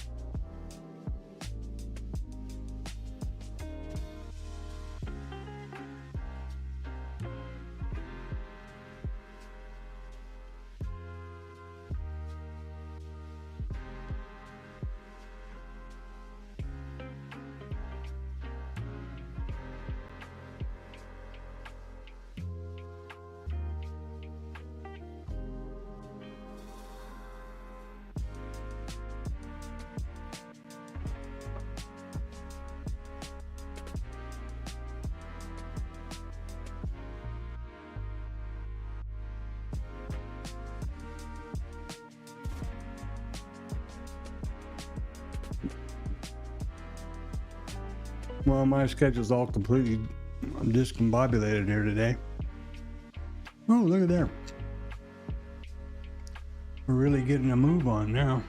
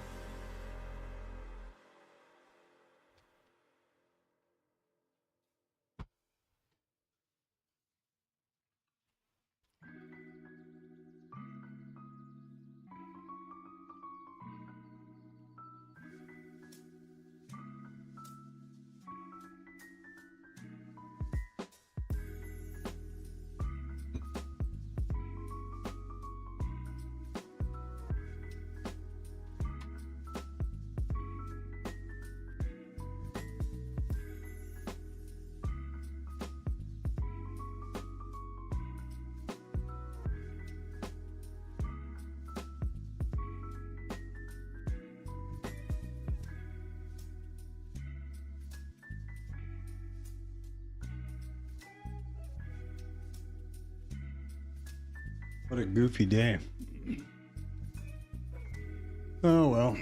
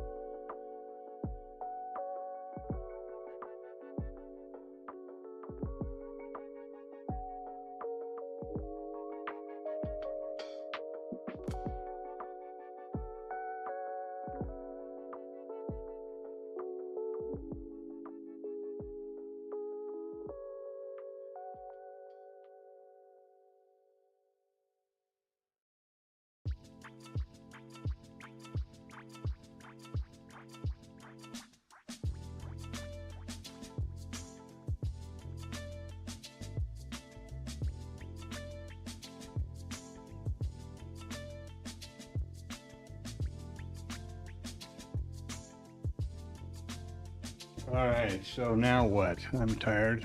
It's been a crap day. Everything's discombobulated. Tomorrow is non-farm payroll. We're rounding the final curve here in the power hour. Basically, our context has been a little bit of a rotation and then up the rest of the day. My guess is that is all based on the fact that the PMI and the numbers came in this morning such that the market is not freaking out that the Fed will not cut. And they're not too freaking out that the jobs numbers tomorrow will be bad, or they know that they're going to be rigged or whatever.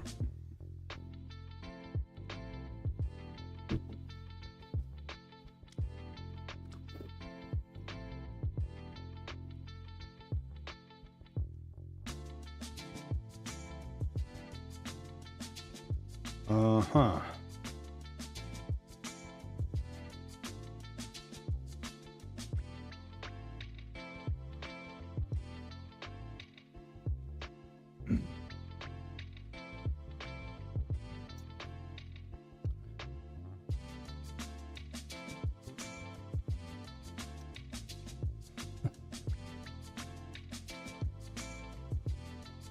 All right, so let's take a quick zoom around and do the daily recap here. I'm tired.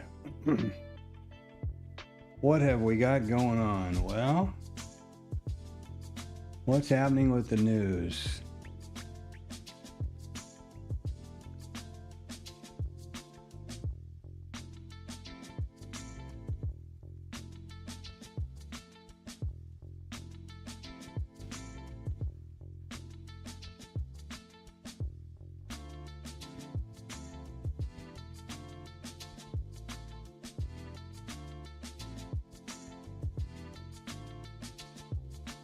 Got any idea when the thing that is kind of surprising to me is that there is absolutely no mention of the cost to all of these things that are being done.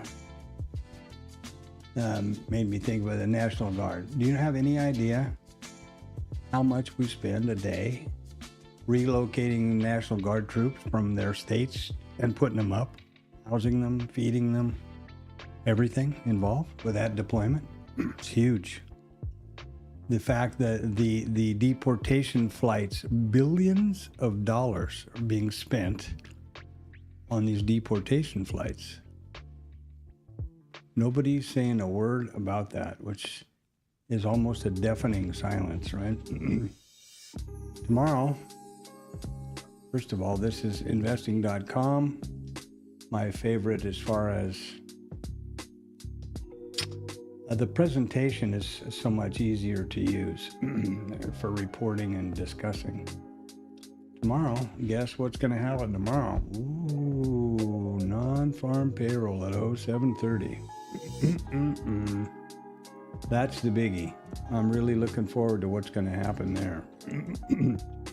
And why? Well, last month, the administration didn't like the number, accused it of being fake news, fired the director of the Bureau of Labor Statistics, then appointed their own guy who came out about 2 days later and said, well, our plan is to just suspend publishing the report.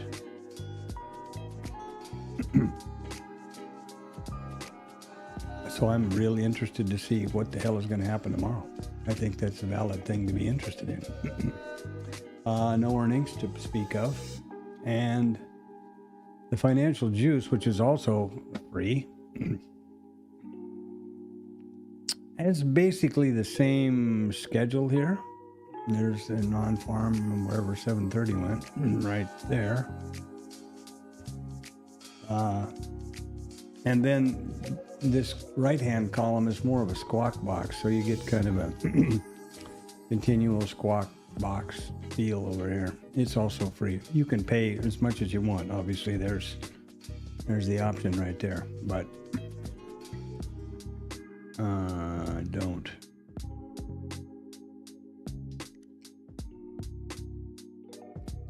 Now,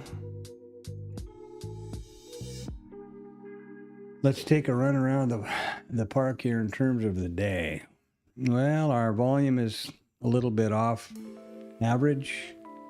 We've dropped down from a high of whatever we were at about 6.83 down to about 2.5 points ATR.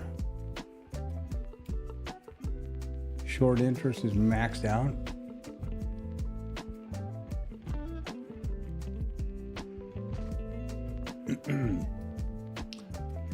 We have basically just been in a constant, nice, smooth uptrend all day, contrary to the open. Here is our day before yesterday, and oh boy, let's to the moon, Alice over here. They have still not taken out, I don't believe. Nope, we haven't gotten to that. We've taken out the negative volume point of control from Thursday. Not yet, and we still have we will have a new micro composite VPOC down here someplace once I pull this over. My workflow again is that this is the higher time frame micro composite chart. Daily, it's the RTH session bars, and these are daily candlesticks. Wherever price overlaps, I draw a volume profile around them. Now comes the big decision. Because we've had this big up bar here, which is obviously overlapping with these prices, do I include this bit into the bigger one, or just continue this new volume profile? It's always a decision. I'm trying to keep the workflow consistent. I think that's important. Market profile, we pretty much repaired all of this noise here and this noise here. So yeah, there's that. This is the NQ. All eyes will be on the Fed and the FOMC tomorrow. I think this general upswing here is based on the euphoria that the Fed doesn't necessarily have a reason not to cut rates going forward. Even though I realize that the rate cut is absolutely baked in for this year, I guess the real question revolves around next year and, reading the testimony of that proposed Fed chair. Pretty scary. It's not good when a person that's proposed. Oh, They leave me nobody here. I need when the proposed chairman of the Federal Reserve, which is an apolitical, independent body, in order for it to work properly, refuses to answer questions that the president can fire this guy, the president will tell you what to vote, what rates to cut. When he declines from those answers, in my opinion, that disqualifies him from the position. But I can assure you that nobody is going to ask me. We are, a little light on volume, as we already figured out. We're at about 0.69% change positive, so there's that. And now, here we are. We've got the market on close orders imbalance coming up at the top at 1450, so about 12 minutes.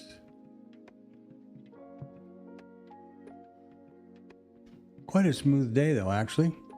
How I could get my head involved in that? I missed my opportunity. This is the missed vetted trade right here. And I've already gone over that here in the stream a couple of times, and there's the timestamps for that. And I've also recorded the missed vetted trade. So there you have it.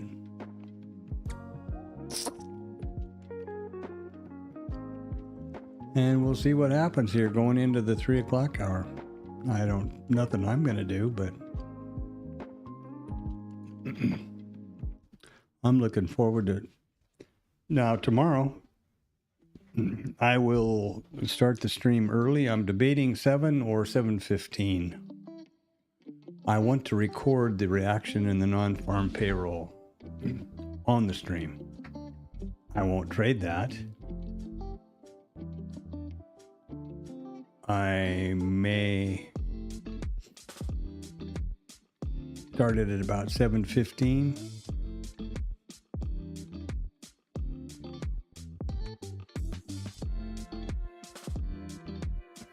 And then pick up the usual pre-market at 8 like normal.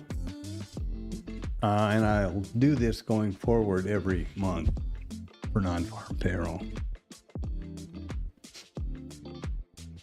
That's why I'm giving it some thought here.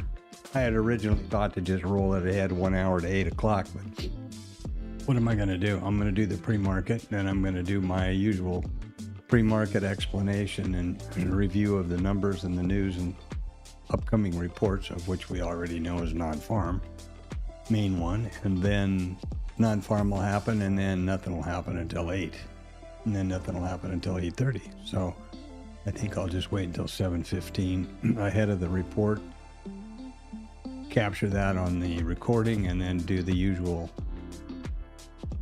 spiel, do my usual shtick at 8 o'clock. So there's that. Been quite a could have been. And now, if you're a rear view mirror trader and you figured out a way to get paid on, hindsight bucks, please let me know, because you obviously knew to get long right here, and then were long the entire day and made millions of dollars, or not. So the house has got termites. That's a lot of fun. Those clambering around in the attic with those guys was fun. Yeah, it's been actually a pretty good day, to be honest about it. And it's a Thursday of a short week. So smack the thumbs up on your way out the door. Drop something in the chat would be always great. It's a lonely business, this one. I have a plan that I discussed briefly yesterday that I will give some serious thought to. I don't make changes in my trading plan or in my daily activity during the live trading sessions. Those are to be done when you're not triggered by the market, when you're clear, cool, calm, and thinking properly, well rested, all those things. But I'm coming up with an idea. I'm kicking around an idea here I don't know about this, basically vetting these IB trade and only those. I have no problem with discipline. If you've been around the stream long enough, you'll know that for sure. So for me to say I'm vetting the IB trades, one of which is the IB continuation, the other is the IB failure, and my thinking and my reasoning around that, around how I would determine each of those. For example, until right here, we were rotational.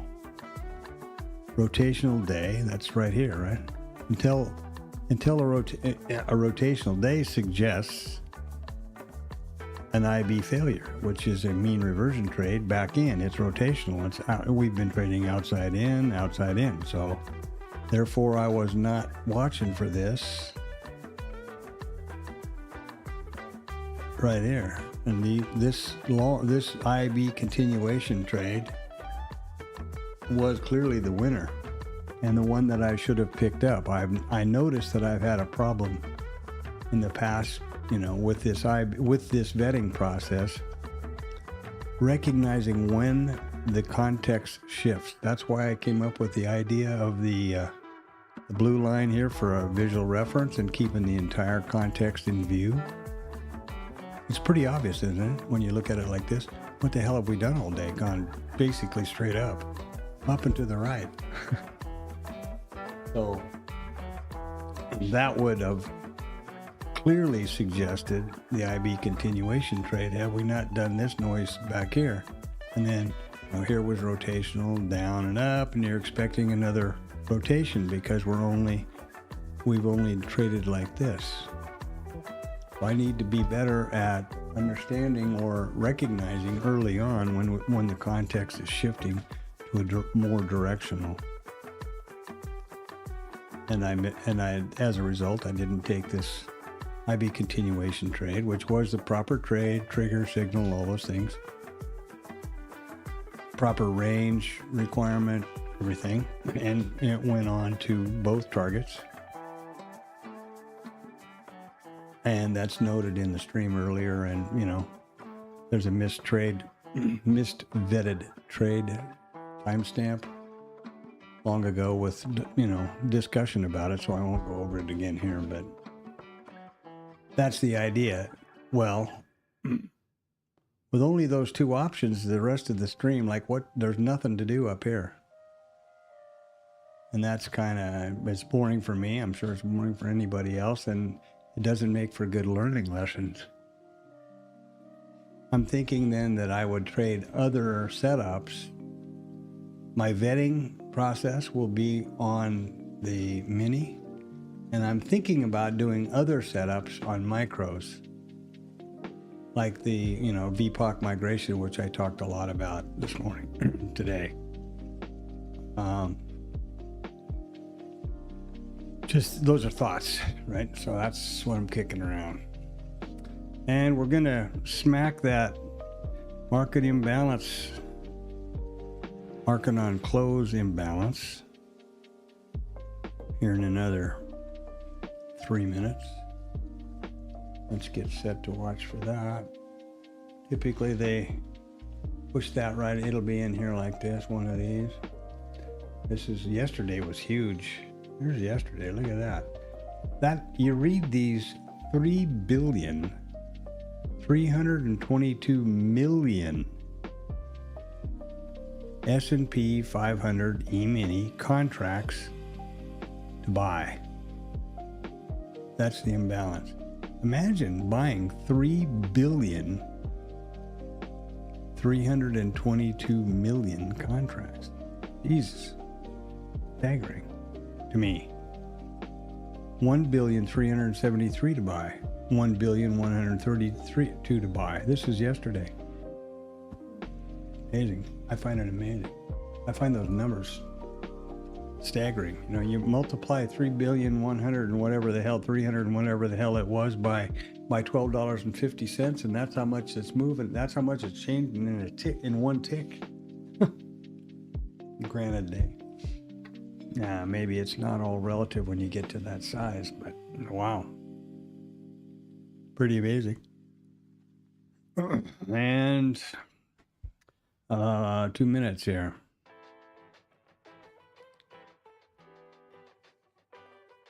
Actually getting some liquidity jamming in here along this. The way I've got this set, I don't ever change this. And that tells me, well, is there more traffic, more liquidity or not? Because if I start seeing a lot more of this granularity, that means something. And there we are with one. No, that's more than that. That's two. There's one. No, it isn't either. What's going on here?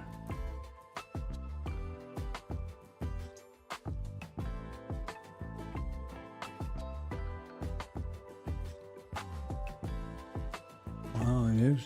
That is what it is. Look at that. That's quite a range we're having here. 65.5,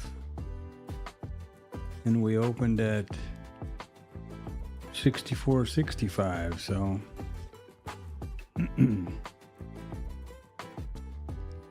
50 points.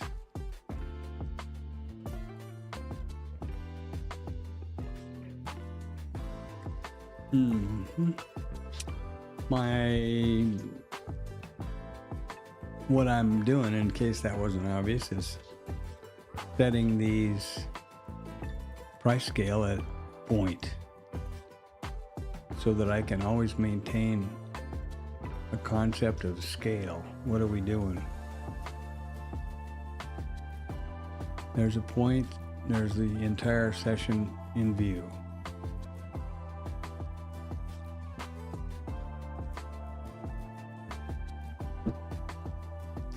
There's our market on close orders right there. Market on close imbalance, I should say. 3 points, not much. That used to be one hell of a market moving event. Now we have so much unidentified risk potential that it doesn't much matter anymore, I guess. Here's our market on imbalances. Once again, 1,911,849,558, and 505, all buy side.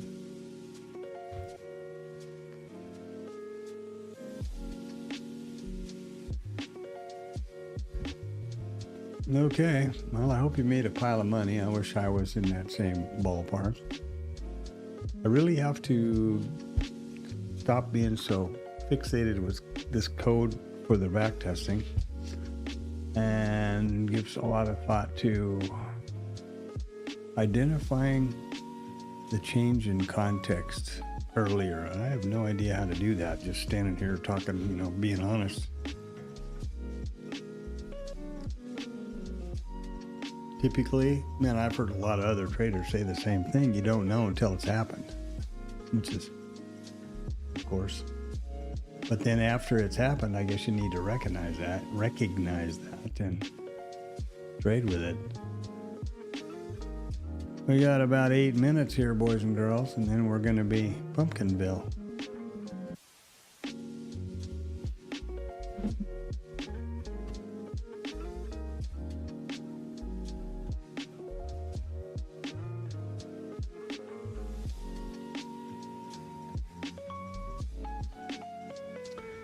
Pumpkinville.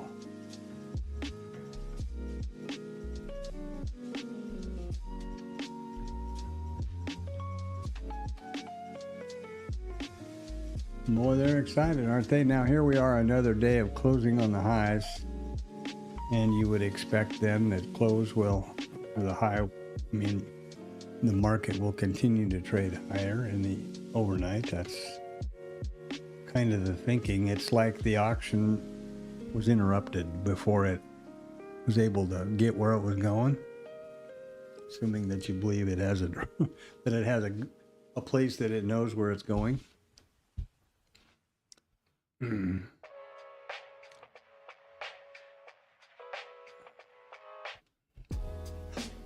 Looky there. Excuse me. That's only 53. Holy smokes.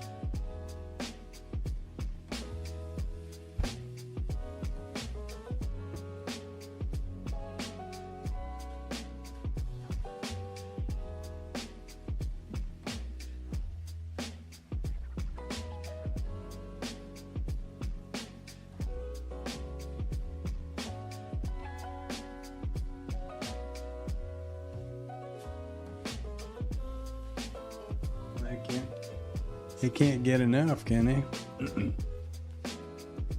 It's not a squeeze. I don't think. What are they squeezing? Longs from 4 days ago?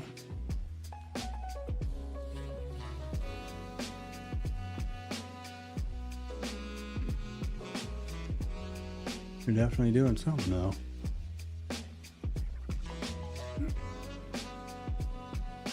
definitely doing something. Ironically, that's the expected move, but that's not correctly calculated. This is not correct. I didn't update it lately, but that's pretty interesting.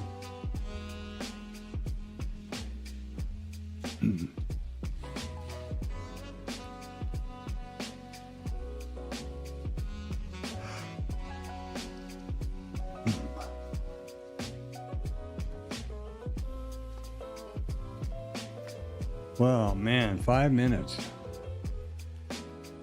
They're killing me here.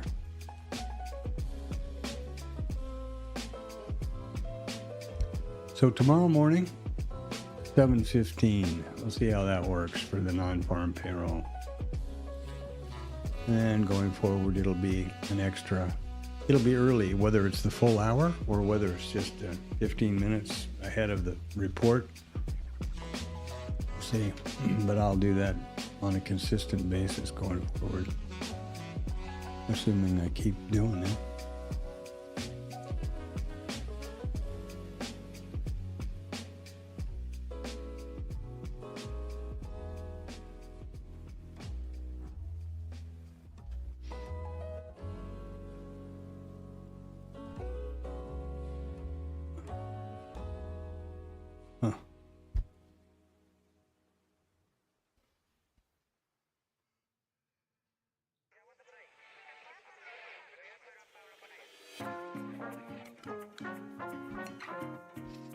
Look at these crackheads go. My, huh?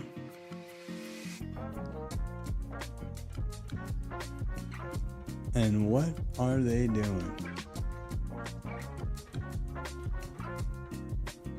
How is that a squeeze? I don't think it is. I mean, here was the all-time high. It was eyes up. Unless you're considering this is a squeeze out of here, but that doesn't seem like it. That doesn't make much sense to me.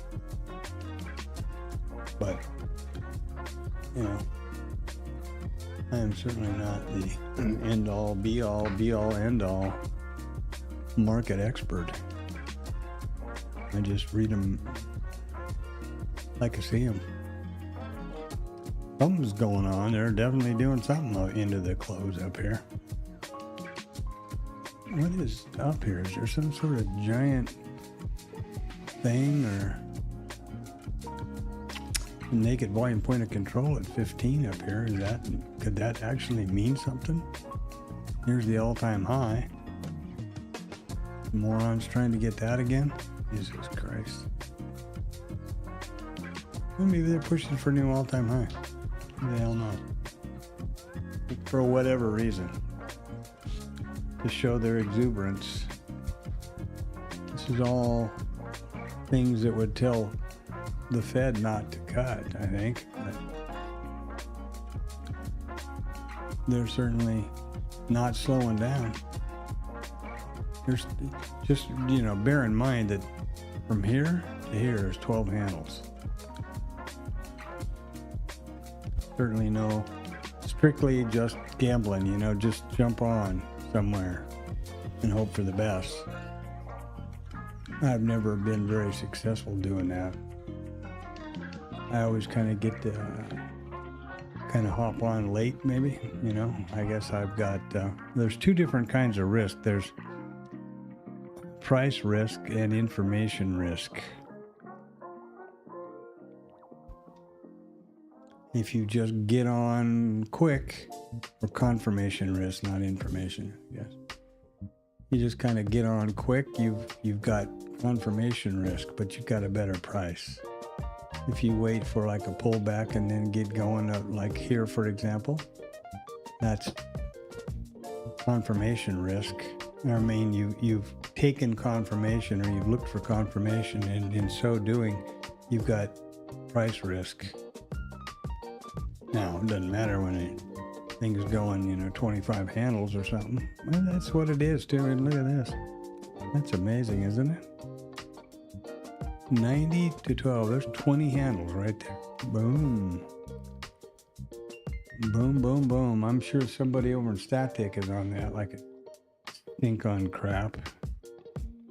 22 seconds, or basically coming up on 30 seconds here.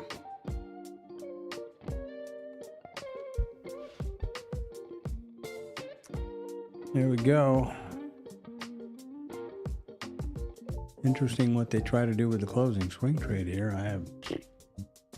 I couldn't tell you why this is happening other than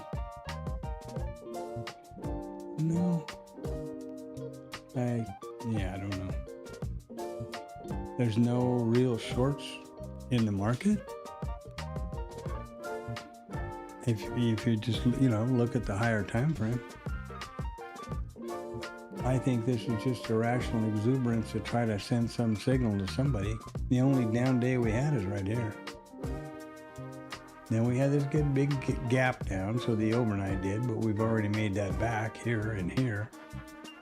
Taking out the POC, the VPOC, the NVPOC, negative volume points of control, the micro composite point of control. That beats the hell out of me. We do have this naked volume point of control up here, and then the all-time high, which is easier to visualize right here. Oh, and here we're gonna pull right up. We're gonna have a VPOC migration right at the close up to that top, baby. Closing on the highs, POCs on the high. What do you imagine is going to happen when the overnight opens? Pull back to about here and then up they go. New all-time high, I guess. Or they're going to run them way up here and expect that the thing at the bottom is going to fall out with non-farm. Maybe somebody knows something that we don't know. For example, if this guy up here is selling, thousands of contracts to, remember that the market is a zero-sum game. For every buyer, there's a seller. I was talking about that earlier. These are contracts. There's no such thing as more buyers than sellers. It's always even. There's aggressor, you bet. That's how the market goes up or down. But there's never more buyers than sellers. So what do you suppose has been happening all the way along here? Buy. And what's been happening on the other side of each and every one of those contracts? There has been a seller. Now somebody's up here and they've sold a whole bunch of inventory down here. How would they make money? The market goes up, go down, and goes down to go up. So the market went up to go down and goes down to go up. My firm belief is, and we're at past 1500, so my belief is that it's strictly the higher time frame that's taken the other side of all these trades.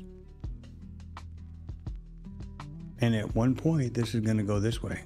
And that's all these people are going to get knocked out. Their stops will be hit or whatever it'll be.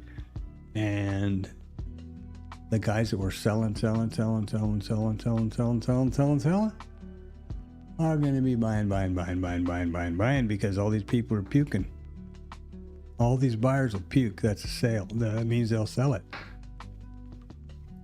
And that's how they make their money. That's how the Goldman's, I don't know, this is a pretty tough stat to quote. I should probably do it, but Goldman Sachs trading floor hasn't had a losing day in years. Google that. If anybody can come up with that stat, would be, or I'm wrong. Think about that for a minute.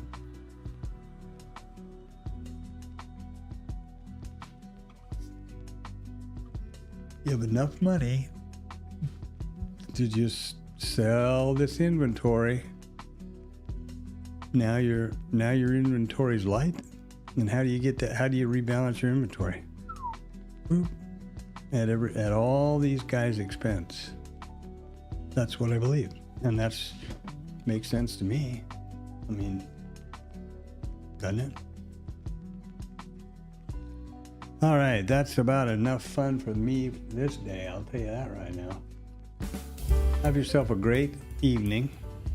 7:15 in the morning. It'll be in 45 minutes early, so that we can record and discuss the non-farm payroll. Watch that live in real time. And then I'll do the usual pre-market stuff at 8. We'll see how that works. Otherwise, I'll change it to just 1 hour early and start at 7 next month. So have a great evening. I will set up the new schedule here shortly, and get the timestamps into this deal while it takes YouTube some time to process the videos or this live stream to make it. I don't know what you call it. What do they call it? Processing video or something like that. They call it. Takes a while. And